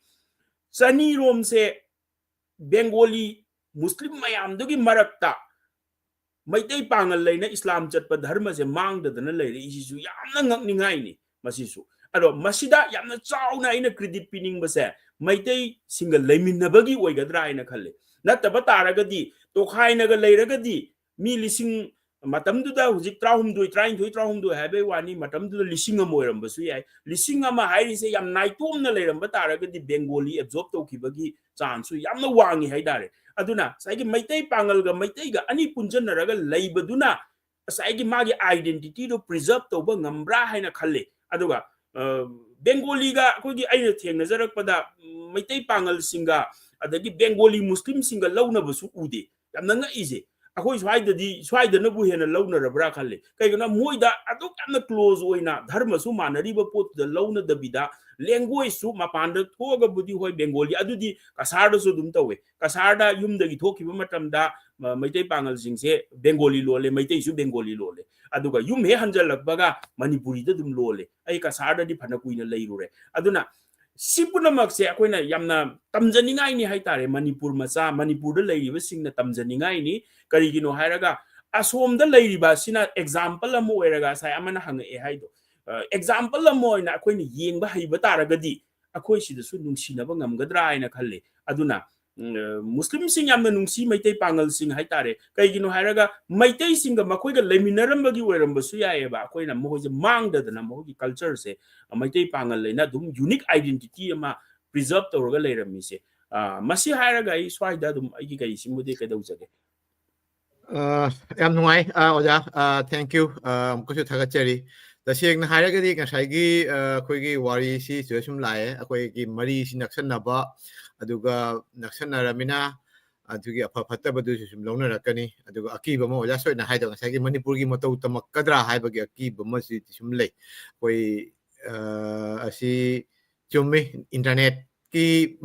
ꯊ꯭ꯔꯨꯗꯒꯤ ꯍꯥꯏꯒꯗ꯭ꯔꯥ ꯁꯣꯁꯤꯌꯦꯜ ꯃീഡിꯌꯥ ꯀꯩꯅꯣꯗꯒꯤ ꯑꯣꯏꯅ ꯂꯥꯞꯅ ꯂꯩꯅꯔꯒꯁꯨ ꯑꯩꯈꯣꯏ ꯕ꯭ꯔꯥꯎꯖꯤꯡ ꯑꯩꯈꯣꯏ ꯏꯟꯇꯔꯅꯦꯠꯀꯤ ꯃꯣꯏꯒꯤ ꯑꯦꯜꯒꯣꯔꯤꯗꯝꯒꯤ ꯃꯇꯥꯡꯗꯅ ꯃꯥꯅ ꯄꯥꯝꯕ ꯀꯩꯅꯣ ꯍꯦꯟꯅ ꯊꯣꯛꯂꯛꯄꯅꯤꯅ ꯉꯁꯥꯏꯒꯤ ꯑꯣꯖꯥ ꯁꯖꯥꯠ ꯈꯨꯔꯁꯦꯠꯕꯥꯅꯁꯨ ꯍꯥꯏꯔꯛꯀꯅꯤ ꯕꯪꯒ꯭ꯂꯥꯗꯦꯁꯇ ꯂꯩꯔꯤꯕ ꯄꯥꯡꯒꯜꯁꯤꯡꯁꯤꯁꯨ ꯂꯣꯏꯅ ꯃꯩꯇꯩ ꯄꯥꯡꯒꯜꯁꯤꯡꯁꯨ ꯂꯣꯏꯅ ꯑꯁꯥꯝꯗ ꯈꯪꯗꯦ ꯃꯅꯤꯄꯨꯔꯗ ꯊꯧꯗꯣꯛ ꯋꯥꯊꯣꯛ ꯄꯨꯝꯅꯃꯛꯁꯤ ꯁꯨꯝ ꯈꯔ ꯇꯧꯔꯁꯨ ꯎꯔꯝꯒꯅꯤ ꯊ꯭ꯔꯨ ꯗ ꯀꯅꯦꯛꯇꯤꯚꯤꯇꯤ ꯂꯩꯅꯕꯅꯤꯅ ꯇꯣ ꯑꯗꯨꯒꯤ ꯈꯔ ꯆꯦꯛꯁꯤꯟꯍꯧꯗꯕ ꯃꯤꯀꯨꯞꯇ ꯐꯠꯇꯕ ꯅꯠꯇ꯭ꯔꯒ ꯇꯧꯍꯟꯅꯤꯡꯗꯕ ꯅꯠꯇ꯭ꯔꯒ ꯀꯩ ꯍꯥꯏꯇꯥꯔꯦ ꯎꯍꯟꯅꯤꯡꯗꯕ ꯀꯌꯥ ꯑꯃꯁꯨ ꯎꯔꯝꯒꯅꯤ ꯇꯣ ꯑꯦꯅꯤꯋꯦ ꯑꯗꯨꯗꯤ ꯑꯩꯈꯣꯏꯅ ꯈꯥꯝꯃꯨꯕ ꯉꯝꯗꯦ ꯑꯗꯨꯇꯕꯨ ꯉꯁꯥꯏꯒꯤ ꯑꯣꯖꯥꯅ ꯍꯥꯏꯔꯤꯕ ꯑꯐꯕꯗꯨꯁꯨ ꯑꯩꯈꯣꯏ ꯇꯝꯁꯤ ꯑꯗꯨꯒ ꯅꯛꯁꯟꯅꯕ ꯑꯃ ꯂꯩꯔꯒꯗꯤ ꯑꯁꯤꯒꯤꯁꯨ ꯑꯇꯩꯁꯨ ꯍꯦꯟꯅ ꯆꯥꯎꯈꯠꯂꯛꯄ ꯑꯗꯨꯒ ꯄꯨꯟꯅ ꯋꯥꯈꯜ ꯈꯟꯅꯕ ꯑꯐꯕꯁꯤꯡꯗꯨ ꯇꯝꯃꯒ ꯑꯗꯨ ꯍꯦꯟꯅ ꯁꯟꯗꯣꯛꯅꯕꯒꯤ ꯈꯨꯗꯣꯡꯆꯥꯕꯗꯨ ꯂꯧꯁꯤ ꯑꯁꯤꯅꯤ ꯑꯣꯖꯥꯒꯤ ꯄꯥꯟꯗꯝꯁꯤ ꯊꯦꯡꯛ ꯌꯨ ꯑꯣꯖꯥ ꯃꯊꯪ ꯑꯩꯈꯣꯏꯒꯤ ꯑꯁꯤ ꯔꯥꯎꯟꯁꯤꯅ ꯁꯨꯝ ꯂꯣꯏꯁꯤꯜꯂꯅꯤ ꯑꯣꯖꯥ ꯁꯖꯥꯠ ꯑꯃꯁꯨꯡ ꯑꯣꯖꯥ ꯈꯨꯔꯁꯦꯠ ꯇꯣ ꯑꯗꯨꯅ ꯑꯣꯖꯥ ꯑꯩꯈꯣꯏ ꯉꯁꯤ ꯃꯅꯤꯄꯨꯔꯤ ꯃꯤꯔꯔꯒꯤ ꯆꯍꯤ 5 ꯁꯨꯔꯛꯄ ꯍꯥꯏꯇꯥꯔꯦ ꯍꯧꯗꯣꯔꯛꯄꯗꯒꯤ ꯑꯣꯖꯥ ꯈꯨꯔꯁꯦꯠ ꯑꯃꯁꯨꯡ ꯑꯣꯖꯥ ꯈꯨꯔꯁꯦꯠꯁꯦ ꯑꯩꯈꯣꯏ ꯁꯔꯨꯛ ꯌꯥꯗꯨꯅ ꯂꯥꯛꯏ ꯑꯩꯈꯣꯏ ꯃꯇꯥꯡꯗ ꯃꯔꯨꯑꯣꯏꯅ ꯑꯩꯈꯣꯏ ꯕꯪꯒ꯭ꯂꯥꯗꯦꯁꯀꯤ ꯍꯤꯔꯝ ꯀꯌꯥꯗ ꯋꯥꯔꯤ ꯁꯥꯟꯅꯖꯩ ꯑꯗꯨꯒ ꯑꯣꯖꯥ ꯈꯨꯔꯁꯦꯠ ꯑꯃꯁꯨꯡ ꯑꯣꯖꯥ ꯁꯖꯥꯠ ꯃꯈꯣꯏ ꯑꯅꯤꯃꯛ ꯁꯔꯨꯛ ꯌꯥꯕꯤꯈꯤ ꯑꯩꯈꯣꯏ ꯃꯅꯤꯄꯨꯔꯤ ꯃꯤꯔꯔꯒꯤ ꯊꯧꯔꯝ ꯀꯌꯥꯗ ꯑꯗꯨꯒ ꯉꯁꯥꯏꯒꯤ ꯅꯨꯡꯉꯥꯏꯇꯕ ꯊꯧꯗꯣꯛ ꯃꯅꯤꯄꯨꯔꯗ ꯊꯣꯛꯈꯤꯕ 2023ꯒꯤ ꯃꯦꯒꯤ ꯊꯧꯗꯣꯛꯁꯤꯗꯒꯤ ꯑꯩꯈꯣꯏꯁꯨ ꯈꯔ ꯃꯄꯥꯟꯗ ꯂꯩꯕ ꯑꯩꯈꯣꯏꯁꯨ ꯈꯔ ꯈꯖꯤꯛꯇꯪ ꯅꯨꯡꯉꯥꯏꯇꯕ ꯃꯌꯥꯝꯅ ꯁꯨꯃꯥꯏꯅ ꯃꯅꯤꯄꯨꯔ ꯏꯃꯥ ꯂꯝꯗꯝ ꯃꯅꯤꯄꯨꯔꯅ ꯋꯥꯔꯒ ꯑꯩꯈꯣꯏꯅ ꯀꯃꯥꯏꯅ ꯍꯔꯥꯎ ꯅꯨꯡꯉꯥꯏꯕ ꯅꯠꯇ꯭ꯔꯒ ꯑꯇꯩ ꯄ꯭ꯔꯣꯒ꯭ꯔꯥꯝ ꯄꯥꯡꯊꯣꯛꯀꯅ ꯑꯩꯈꯣꯏ ꯐꯥꯎꯗ ꯈꯖꯤꯛꯇꯪ ꯕꯦꯛ ꯇꯧꯕ ꯍꯥꯏꯇꯥꯔꯦ ꯑꯩꯈꯣꯏꯅ ꯃꯇꯝꯁꯦ ꯈꯖꯤꯛꯇꯪ ꯂꯧꯔꯒ ꯑꯩꯈꯣꯏ ꯍꯥꯟꯅꯗꯧꯅ ꯊꯥꯒꯤ ꯆꯍꯤ ꯊꯥ 3ꯒꯤ ꯊꯥꯒꯤ ꯆꯌꯣꯜꯒꯤ ꯄꯥꯡꯊꯣꯛꯑꯝꯕꯗꯣ ꯑꯩꯈꯣꯏ ꯈꯖꯤꯛꯇꯪ ꯄꯥꯡꯊꯣꯛ ꯈꯔ ꯂꯦꯞꯄꯨꯔꯦ ꯈꯔꯅꯤꯁꯤ 2024-23 ꯑꯩꯁꯨ ꯃꯄꯥꯟ ꯂꯝꯗ ꯃꯔꯨꯑꯣꯏꯅ ꯕꯪꯒ꯭ꯂꯥꯗꯦꯁ ꯏꯟꯗꯤꯌꯥꯗ ꯀꯣꯏꯊꯣꯛꯎꯕ ꯑꯗꯨꯅ ꯈꯖꯤꯛꯇꯪꯗꯤ ꯂꯠꯂꯨꯔꯦ ꯑꯗꯨ ꯑꯣꯏꯔꯒꯁꯨ ꯑꯩꯈꯣꯏꯒꯤ ꯂꯥꯏꯚ ꯗꯤꯁꯀꯁꯟ ꯅꯠꯇ꯭ꯔꯒꯅ ꯑꯩꯈꯣꯏꯒꯤ ꯂꯦꯛꯆꯔꯒꯨꯝꯕ ꯑꯩꯈꯣꯏ ꯀꯩ ꯍꯥꯏꯗ꯭ꯔꯥ ꯑꯣꯟꯂꯥꯏꯟꯗ ꯑꯩꯈꯣꯏꯒꯤ ꯑꯣꯗꯤꯑꯣ ꯚꯤꯗꯤꯑꯣ ꯑꯣꯏꯅ ꯀꯩꯅꯣ ꯇꯧꯕ ꯉꯝꯗ꯭ꯔꯁꯨ ꯑꯗꯨꯒ ꯀꯩꯅꯣ ꯑꯣꯏꯅꯗꯤ ꯄ꯭ꯔꯤꯟ ꯀꯩꯅꯣ ꯀꯩ ꯍꯥꯏꯇꯥꯔꯦ ꯑꯏꯕ ꯑꯣꯏꯅꯗꯤ ꯄ꯭ꯔꯤꯟꯇꯤꯡ ꯅꯠꯇ꯭ꯔꯒꯅ ꯑꯩꯈꯣꯏ ꯆꯨꯝꯅꯒꯤ ꯋꯦꯕꯁꯥꯏꯠꯇ ꯑꯩꯈꯣꯏ ꯅꯨꯡꯇꯤꯒꯤ ꯅꯣꯡꯃꯒꯤ ꯇꯠꯇꯅ ꯑꯩꯈꯣꯏ ꯁꯨꯝ ꯀꯩꯅꯣ ꯊꯕꯛ ꯆꯠꯊꯔꯤ ꯃꯐꯝ ꯃꯐꯝꯗ ꯂꯩꯔꯤꯕ ꯄ꯭ꯔꯣꯒ꯭ꯔꯥꯝ ꯑꯁꯥꯝꯗꯕꯨ ꯑꯣꯏꯔꯣ ꯃꯅꯤꯄꯨꯔꯗꯕꯨ ꯑꯣꯏꯔꯣ ꯇ꯭ꯔꯤꯄꯨꯔꯥꯗꯕꯨ ꯑꯣꯏꯔꯣ ꯑꯩꯈꯣꯏꯒ ꯃꯔꯤ ꯂꯩꯅꯕ ꯃꯔꯨꯑꯣꯏꯅ ꯄꯣꯖꯤꯇꯤꯚ ꯄꯥꯎ ꯍꯥꯏꯇꯥꯔꯦ ꯄꯣꯖꯤꯇꯤꯚ ꯄꯥꯎꯁꯤ ꯁꯟꯗꯣꯛꯅꯕ ꯍꯣꯠꯅꯖꯩ ꯇꯣ ꯊꯦꯡꯛ ꯌꯨ ꯑꯁꯤꯅꯤ ꯑꯩꯈꯣꯏ ꯃꯅꯤꯄꯨꯔꯤ ꯃꯤꯔꯔꯒꯤ ꯁꯝꯂꯞꯄ ꯑꯩꯈꯣꯏ ꯆꯍꯤ 5 ꯁꯨꯔꯦ ꯑꯗꯨꯒ ꯂꯣꯏꯅꯅ ꯑꯩꯈꯣꯏ ꯃꯇꯥꯡ ꯃꯇꯥꯡꯗ ꯑꯩꯈꯣꯏ ꯑꯣꯖꯥꯁꯤꯡꯒꯤ ꯃꯅꯨꯡꯗ ꯑꯣꯖꯥ ꯁꯖꯥꯠ ꯈꯨꯔꯁꯦꯠ ꯚꯥꯏꯇ ꯅꯠꯇꯅ ꯑꯁꯥꯝꯗꯒꯤꯁꯨ ꯑꯣꯖꯥ ꯇꯥꯍꯤꯔ ꯑꯗꯩꯗꯤ ꯑꯣꯖꯥ ꯕꯣꯗꯨꯅꯦꯁꯥ ꯑꯗꯨꯗꯒꯤꯗꯤ ꯃꯦꯗꯥꯝ ꯕꯣꯗꯨꯅꯦꯁꯥ ꯑꯗꯨꯒ ꯂꯣꯏꯅꯅ ꯑꯗꯨꯒ ꯑꯩꯈꯣꯏ ꯑꯣꯖꯥ ꯍꯥꯃꯤꯠ ꯑꯣꯏꯁꯨ ꯁꯔꯨꯛ ꯌꯥꯕꯤꯈꯤ ꯏꯚꯦꯟ ꯃꯅꯤꯄꯨꯔꯗꯒꯤꯁꯨ ꯑꯍꯃꯦꯗ ꯑꯗꯨꯒ ꯂꯣꯏꯅꯅ ꯖꯤꯔꯤꯗꯒꯤꯁꯨ ꯑꯣꯖꯥ ꯃꯌꯥꯝ ꯁꯔꯨꯛ ꯌꯥꯈꯤ ꯑꯁꯨꯃꯥꯏꯅ ꯑꯩꯈꯣ ꯂꯣꯟ ꯑꯃꯠꯇ ꯉꯥꯡꯕꯅꯤ ꯃꯔꯨꯑꯣꯏꯅ ꯃꯅꯤꯄꯨꯔꯤ ꯃꯤꯔꯔꯁꯦ ꯑꯩꯈꯣꯏ ꯃꯩꯇꯩꯂꯣꯟꯗ ꯑꯣꯏꯅ ꯁꯟꯗꯣꯛꯄꯅꯤꯅ ꯃꯔꯨꯑꯣꯏꯅ ꯑꯩꯈꯣꯏ ꯕꯪꯒ꯭ꯂꯥꯗꯁꯨ ꯇꯧꯕꯕꯨꯗꯤ ꯑꯗꯨꯒ ꯃꯩꯇꯩꯂꯣꯟꯗ ꯑꯣꯏꯅ ꯑꯌꯥꯝꯕ ꯑꯩꯈꯣꯏ ꯄ꯭ꯔꯣꯒ꯭ꯔꯥꯝꯁꯤ ꯁꯟꯗꯣꯛꯏ ꯇꯣ ꯑꯁꯤꯒꯤ ꯈꯨꯗꯣꯡꯆꯥꯕꯁꯤ ꯂꯧꯖꯕꯅꯤ ꯇꯣ ꯉꯁꯤꯒꯤ ꯄ꯭ꯔꯣꯒ꯭ꯔꯥꯝꯁꯤꯗ ꯁꯔꯨꯛ ꯌꯥꯔꯤꯕ ꯃꯌꯥꯝ ꯑꯃꯨꯛꯀꯁꯨ ꯍꯟꯅ ꯊꯥꯒꯠꯆꯔꯤ ꯂꯣꯏꯅꯅ ꯑꯩꯈꯣꯏ ꯌꯦꯡꯕꯤꯔꯤꯕ ꯄꯨꯝꯅꯃꯛꯄꯨꯁꯨ ꯇꯥꯕꯤꯔꯤꯕ ꯃꯌꯥꯝꯕꯨꯁꯨ ꯑꯗꯨꯒ ꯀ꯭ꯂꯣꯖꯤꯡ ꯔꯤꯃꯥꯔꯛ ꯑꯣꯏꯅ ꯍꯥꯏꯇꯥꯔꯦ ꯑꯣꯖꯥ ꯈꯨꯔꯁꯦꯠ ꯀ꯭ꯂꯣꯖꯤꯡ ꯔꯤꯃꯥꯔꯛ ꯑꯣꯖꯥ ꯁꯣꯏꯅꯁꯨ ꯄꯥꯎꯗꯝꯕ ꯍꯥꯏꯇꯥꯔꯦ ꯑꯩꯈꯣꯏ ꯕꯪꯒ꯭ꯂꯥꯗꯦꯁꯇ ꯂꯥꯛꯑꯝꯕ ꯃꯅꯤꯄꯨꯔꯗ ꯑꯣꯖꯥ ꯑꯣꯏꯅ ꯆꯠꯂꯨꯕ ꯑꯗꯨꯒꯤ ꯃꯇꯥꯡꯁꯨ ꯈꯔ ꯁꯨꯝ ꯇꯝꯕꯤꯔꯦ ꯇꯣ ꯑꯁꯤꯒꯤ ꯃꯇꯥꯡꯗꯁꯨ ꯑꯣꯖꯥꯒꯤ ꯀꯣꯃꯦꯟ ꯂꯩꯔꯒꯗꯤ ꯈꯖꯤꯛꯇꯪ ꯍꯥꯏꯕꯤꯌꯨ ꯑꯗꯨꯒ ꯂꯣꯏꯅ ꯃꯅꯤꯄꯨꯔꯤ ꯃꯤꯔꯔꯒꯤ 5 ꯑꯩꯈꯣꯏ 5th anniversary ꯉꯁꯤꯁꯤꯅ ꯃꯅꯤꯅꯤ ꯁꯨꯕ ꯀꯩꯅꯣꯅꯤ ꯑꯁꯤꯒꯤ ꯁꯤ ꯂꯣꯏꯔꯒ ꯃꯊꯪꯗ ꯑꯩꯈꯣꯏ ꯙꯀꯥꯗ ꯍꯥꯏꯇꯥꯔꯦ ꯙꯀꯥꯗ ꯑꯩꯈꯣꯏ ꯏꯟ ꯄꯥꯔꯁꯟ ꯍꯥꯏꯕ꯭ꯔꯤꯠ ꯃꯣꯗꯇ ꯑꯩꯈꯣꯏ ꯑꯣꯟꯂꯥꯏꯟꯗ ꯑꯩꯈꯣꯏ ꯈꯔ ꯁꯔꯨꯛ ꯌꯥꯒꯅꯤ ꯂꯣꯏꯅꯅ ꯃꯄꯥꯟ ꯃꯅꯤꯄꯨꯔꯗ ꯂꯩꯕ ꯅꯠꯇ꯭ꯔꯒꯅ ꯑꯩꯈꯣꯏ ꯕꯪꯒ꯭ꯂꯥꯗꯦꯁꯀꯤ ꯃꯄꯥꯟꯗ ꯂꯩꯕ ꯄꯨꯝꯅꯃꯛꯁꯨ ꯑꯩꯈꯣꯏ ꯖꯨꯝꯒꯤ ꯂꯤꯡꯛ ꯑꯃꯁꯨ ꯑꯩꯈꯣꯏ ꯊꯝꯒꯅꯤ ꯑꯗꯨꯗꯒꯤ ꯃꯌꯥꯝꯁꯨ ꯁꯨꯝ ꯁꯔꯨꯛ ꯌꯥꯕ ꯌꯥꯒꯅꯤ ꯑꯗꯨꯒ ꯏꯟ ꯄꯥꯔꯁꯟ ꯑꯣꯏꯅꯗꯤ ꯙꯀꯥꯗ ꯂꯩꯕ ꯕꯪꯒ꯭ꯂꯥꯗꯦꯁꯀꯤ ꯅꯍꯥꯔꯣꯟꯁꯤꯡ ꯑꯍꯜꯁꯤꯡ ꯃꯔꯨꯑꯣꯏꯅ ꯑꯩꯈꯣꯏ ꯀꯦꯄꯤꯇꯦꯜ ꯁꯤꯇꯤꯅꯤ ꯑꯗꯨꯗ ꯂꯩꯕ ꯃꯌꯥꯝꯁꯤꯡꯁꯤꯒ ꯁꯔꯨꯛ ꯌꯥꯕꯤꯗꯨꯅ ꯄꯨꯟꯅ ꯀ꯭ꯂꯣꯖꯤꯡ ꯁꯤꯔꯤꯃꯣꯅꯤꯁꯤ ꯄꯥꯡꯊꯣꯛꯀꯅꯤ ꯙꯀꯥꯗ ꯏꯟ ꯄꯥꯔꯁꯟ ꯑꯣꯏꯅ ꯑꯗꯨꯗꯁꯨ ꯃꯌꯥꯝ ꯁꯔꯨꯛ ꯌꯥꯕꯤꯌꯨ ꯃꯌꯥꯝꯒꯤ ꯋꯥꯍꯪ ꯄꯥꯎꯈꯨꯝꯁꯨ ꯑꯩꯈꯣꯏ ꯑꯗꯨꯒꯤ ꯁꯦꯁꯟ ꯑꯃꯁꯨ ꯊꯝꯖꯒꯅꯤ ꯑꯁꯤꯅꯤ ꯑꯩꯈꯣꯏ ꯂꯣꯏꯁꯤꯟꯕ ꯊꯧꯔꯝꯁꯤꯅ ꯇꯥꯡ 5 ꯗꯤꯁꯦꯝꯕꯔꯒꯤ ꯇꯥꯡ 5 ꯏꯔꯥꯏ ꯅꯨꯃꯤꯠꯇ ꯇꯥꯔꯦ ꯑꯩꯈꯣꯏ ꯕꯪꯒ꯭ꯂꯥꯗꯦꯁꯀꯤꯗꯤ ꯏꯔꯥꯏ ꯅꯨꯃꯤꯠꯁꯤ ꯐ꯭ꯔꯥꯏꯗꯦꯁꯤ ꯗꯦ ꯑꯣꯐꯅꯤ ꯑꯗꯨꯅ ꯗꯦ ꯑꯣꯐꯇ ꯑꯣꯏꯅ ꯊꯝꯃꯦ ꯑꯗꯨ ꯃꯄꯥꯟ ꯏꯟꯗꯤꯌꯥꯒꯤ ꯑꯣꯏꯅꯗꯤ ꯈꯔ ꯅꯨꯡꯉꯥꯏꯔꯗ꯭ꯔꯥ ꯈꯪꯗꯦ ꯇꯧꯕꯇꯕꯨ ꯑꯩꯈꯣꯏ ꯅꯨꯡꯊꯤꯟꯗ ꯑꯣꯏꯅ ꯑꯩꯈꯣꯏ ꯊꯕꯛ ꯂꯣꯏꯁꯤꯜꯂꯛꯄ ꯄꯨꯡ 3 ꯍꯧꯒꯅꯤ ꯑꯗꯨꯒ ꯋꯥꯔꯤ ꯋꯥꯇꯥꯏ ꯅꯠꯇ꯭ꯔꯒꯅ ꯑꯩꯈꯣꯏ ꯆꯞ ꯆꯥꯕꯤ ꯃꯦꯏꯟ ꯄ꯭ꯔꯣꯒ꯭ꯔꯥꯝꯗ ꯑꯩꯈꯣꯏ ꯄꯨꯡ 3 ꯑꯣꯏꯒꯅꯤ ꯕꯪꯒ꯭ꯂꯥꯗꯦꯁꯀꯤꯅ ꯄꯨꯡ 3 ꯏꯟꯗꯤꯌꯥꯒꯤꯅ ꯄꯨꯡ 3:30 ꯁꯨꯝ ꯇꯥꯔꯅꯤ ꯇꯣ ꯑꯁꯤꯅꯤ ꯑꯩꯈꯣꯏꯒꯤ ꯁꯝꯂꯞꯄ ꯄ꯭ꯔꯣꯒ꯭ꯔꯥꯝ ꯍꯧꯖꯤꯛ ꯑꯔꯣꯏꯕ ꯑꯣꯏꯅ ꯍꯥꯏꯇꯥꯔꯦ ꯀꯣꯟꯀ꯭ꯂꯨꯖꯟ ꯔꯤꯃꯥꯔꯛ ꯑꯩꯈꯣꯏ ꯄꯨꯡ 1:40 ꯌꯧꯔꯛꯇꯧꯔꯦ ꯁꯣ ꯋꯤꯊꯤꯟ ꯄꯨꯡ 2ꯒꯤ ꯃꯅꯨꯡꯗ ꯑꯩꯈꯣꯏ ꯀꯩꯅꯣꯁꯤ ꯉꯁꯤꯒꯤ ꯊꯕꯛꯁꯤ ꯂꯣꯏꯁꯤꯟꯅꯕ ꯇꯧꯖꯒꯅꯤ ꯑꯣꯖꯥ ꯈꯨꯔꯁꯦꯠ ꯁꯣ ꯀ꯭ꯂꯣꯖꯤꯡ ꯔꯤꯃꯥꯔꯛ ꯑꯦꯟ ꯑꯣꯖꯥꯒꯤ ꯍꯥꯏꯅꯤꯡꯕ ꯑꯣꯖꯥ ꯁꯃꯠꯇꯤ ꯌꯥꯎꯕ ꯉꯝꯈꯤꯗꯦ ꯃꯥꯒꯤ ꯃꯁꯥꯒꯤ ꯈꯔ ꯀꯩꯅꯣ ꯇꯧ ꯑꯣꯖꯥ ꯁꯃꯠꯁꯨ ꯌꯥꯎꯍꯟꯅꯤꯡꯉꯝꯕꯅꯤ ꯑꯗꯣ ꯑꯣꯖꯥ ꯈꯨꯔꯁꯦꯠꯅꯁꯨ ꯁꯨꯝ ꯕꯪꯒ꯭ꯂꯥꯗꯦꯁꯀꯤ ꯃꯥꯒꯤꯗꯒꯤ ꯀꯔꯤ ꯍꯥꯏꯅꯤꯡꯕ ꯑꯃꯁꯨꯡ ꯑꯣꯖꯥꯒꯤ ꯑꯣꯏꯕ ꯑꯣꯖꯥ ꯁꯣꯏꯗ ꯊꯝꯕꯤꯔꯝꯕ ꯋꯥꯍꯩꯁꯤꯡꯗꯨꯒꯁꯨ ꯑꯣꯖꯥꯅ ꯀꯔꯤ ꯍꯥꯏꯅꯤꯡꯕ ꯑꯗꯨꯒꯤ ꯃꯇꯥꯡ ꯑꯃꯁꯨꯡ ꯀ꯭ꯂꯣꯖꯤꯡ ꯔꯤꯃꯥꯔꯛ ꯍꯥꯏꯇꯥꯔꯦ ꯑꯣꯖꯥꯒꯤ ꯑꯔꯣꯏꯕ ꯋꯥꯍꯩ ꯈꯖꯤꯛꯇꯪ ꯊꯝꯕꯤꯔꯝꯃꯨ ꯊꯥꯒꯠꯆꯔꯤ ꯄ꯭ꯔꯕꯨꯟ ꯉꯁꯥꯏ ꯋꯥꯔꯤ ꯁꯥꯟꯅꯕ ꯃꯌꯥꯝꯁꯤ ꯌꯥꯝꯅ ꯑꯩꯈꯣꯏꯅ ꯈꯟꯕꯗ ꯍꯧꯖꯤꯛ ꯁꯤꯒꯤ ꯄ꯭ꯔꯣꯒ꯭ꯔꯥꯝꯁꯤꯗ ꯌꯦꯡꯉꯤꯕ ꯃꯤ ꯃꯌꯥꯝꯁꯨ ꯌꯥꯝꯅ ꯀꯥꯟꯅꯕ ꯑꯣꯏꯒꯗ꯭ꯔꯥ ꯍꯥꯏꯅ ꯈꯜꯂꯤ ꯑꯗꯨ ꯉꯁꯤꯒꯤ ꯄ꯭ꯔꯣꯒ꯭ꯔꯥꯝꯁꯤꯒ ꯑꯩꯈꯣꯏꯅ ꯍꯥꯏꯅꯤꯡꯕꯗꯤ ꯃꯅꯤꯄꯨꯔ ꯃꯤꯔꯔꯕꯨ ꯌꯥꯝ ꯊꯥꯒꯠꯆꯔꯤ ꯑꯁꯤꯒꯨꯝꯂꯕ ꯄ꯭ꯂꯦꯠꯐꯣꯔꯝ ꯑꯃꯗ ꯑꯣꯖꯥ ꯁꯩꯌꯦꯗ ꯑꯍꯃꯗ ꯀꯨꯝꯕ ꯅꯠꯇ꯭ꯔꯒ ꯌꯦꯡꯕꯤꯔꯤꯕ ꯃꯌꯥꯝꯁꯤ ꯑꯩꯈꯣꯏꯒ ꯁꯛꯃꯥꯏ ꯈꯪꯅꯕ ꯏ ꯄꯥꯎ ꯐꯥꯎꯅꯕ ꯍꯔꯥꯎ ꯅꯨꯡꯉꯥꯏꯕ ꯑꯃꯒ ꯁꯤꯌꯔ ꯇꯧꯅꯕꯁꯤ ꯃꯁꯤ ꯌꯥꯝ ꯊꯥꯒꯠꯅꯤꯡꯉꯥꯏꯅꯤ ꯄ꯭ꯔꯃꯣꯗꯄꯨ ꯌꯥꯝ ꯊꯥꯒꯠꯅꯤꯡꯕꯗꯤ ꯁꯤꯅꯤ ꯑꯁꯤꯒꯨꯝꯕ ꯄ꯭ꯂꯦꯠꯐꯣꯔꯝ ꯑꯃ ꯁꯦꯝꯕꯒꯤꯗꯃꯛꯇ ꯉꯁꯤ ꯆꯍꯤ 1-2 ꯇꯧꯅ ꯆꯍꯤ 5 ꯁꯨꯖꯜꯂꯛꯄ ꯃꯇꯝ ꯌꯧꯔꯛ ꯐꯥꯎꯗ ꯃꯅꯤꯄꯨꯔ ꯃꯤꯔꯣꯜꯁꯤ ꯉꯁꯤ ꯐꯥꯎ ꯌꯣꯛꯈꯠꯅ ꯉꯍꯤ ꯐꯥꯎ ꯂꯩ ꯑꯁꯤ ꯍꯌꯦꯡ ꯐꯥꯎꯁꯨ ꯁꯨꯃꯥꯏꯅ ꯂꯩꯁꯅꯨ ꯕꯪꯒ꯭ꯂꯥꯗꯦꯁꯇ ꯂꯩꯔꯤꯕ ꯑꯩꯈꯣꯏ ꯃꯅꯤꯄꯨꯔꯤ ꯄꯨꯝꯅꯃꯛꯀꯤꯁꯨ ꯃꯤꯔꯣꯜ ꯍꯥꯏꯕꯁꯤꯗꯤ ꯃꯤꯡꯁꯦꯜ ꯑꯩꯈꯣꯏꯅ ꯌꯦꯡꯕꯗ ꯁꯛꯃꯥꯏ ꯈꯪꯅꯕ ꯑꯗꯨꯃꯥꯏꯅ ꯄꯨꯟꯁꯤ ꯆꯨꯞꯄ ꯂꯩꯕ ꯑꯣꯏꯁꯅꯨ ꯑꯗꯨꯒꯩ ꯑꯩꯈꯣꯏ ꯕꯪꯒ꯭ꯂꯥꯗꯦꯁ ꯅꯠꯇꯅ ꯑꯇꯩ ꯃꯄꯥꯟꯗ ꯂꯩꯔꯤꯕ ꯑꯩꯈꯣꯏ ꯃꯩꯇꯩ ꯄꯥꯉꯜ ꯃꯅꯤꯄꯨꯔꯤ ꯃꯨꯁꯂꯤꯝꯁꯤꯡ ꯄꯨꯝꯅꯃꯛꯄꯨ ꯑꯩꯈꯣꯏꯅ ꯍꯥꯏꯅꯤꯡꯕꯗꯤ ꯀꯩꯅꯣ ꯂꯣꯟꯅꯔꯤꯕ ꯂꯣꯟꯁꯤꯡꯁꯤ ꯑꯩꯈꯣꯏ ꯂꯥꯏꯔꯤꯛ ꯂꯥꯏꯁꯨꯁꯤ ꯑꯩꯈꯣꯏꯅ ꯃꯥꯡꯗ ꯆꯥꯎꯈꯠꯇ꯭ꯔꯒꯗꯤ ꯑꯣꯖꯥ ꯁꯩꯌꯦꯗ ꯑꯍꯃꯗꯀ ꯑꯩꯈꯣꯏ ꯈꯪꯅꯔꯤꯁꯤ ꯑꯣꯟꯂꯥꯏꯟ ꯄ꯭ꯂꯦꯠꯐꯣꯔꯝꯗ ꯈꯪꯅꯕ ꯑꯩꯈꯣꯏꯅ ꯐꯦꯁꯕꯨꯛꯇ ꯃꯔꯤ ꯃꯇꯥꯡ ꯊꯣꯛꯅꯕꯅ ꯑꯣꯖꯥ ꯁꯩꯌꯦꯗ ꯑꯍꯃꯗꯁꯦ ꯑꯩꯈꯣꯏꯒ ꯃꯔꯤ ꯌꯥꯝꯅ ꯅꯛꯁꯟꯅꯔꯦꯅ ꯈꯟꯕꯅꯤ ꯑꯗꯨꯅ ꯑꯉꯥꯡꯁꯤꯡ ꯂꯥꯏꯔꯤꯛ ꯂꯥꯏꯁꯨ ꯇꯝꯍꯟꯕꯗ ꯌꯥꯝ ꯊꯋꯥꯏ ꯊꯥꯕ ꯇꯥꯏ ꯑꯩꯈꯣꯏ ꯀꯜꯆꯔꯦꯜ ꯊꯕꯛꯁꯤꯗ ꯌꯥꯎꯍꯟꯕ ꯇꯥꯏ ꯑꯩꯈꯣꯏꯅ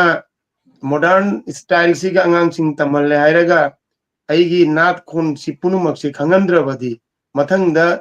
aigi loan si loan bada makoi kai ba phaurakani aikoi gi set ba fijot punumak si makoi sening la hoy aduna aikoi gi social cultural punumak ta angang sing bo yam involve to ba aduge sumaina amaga interaction si oina ba haina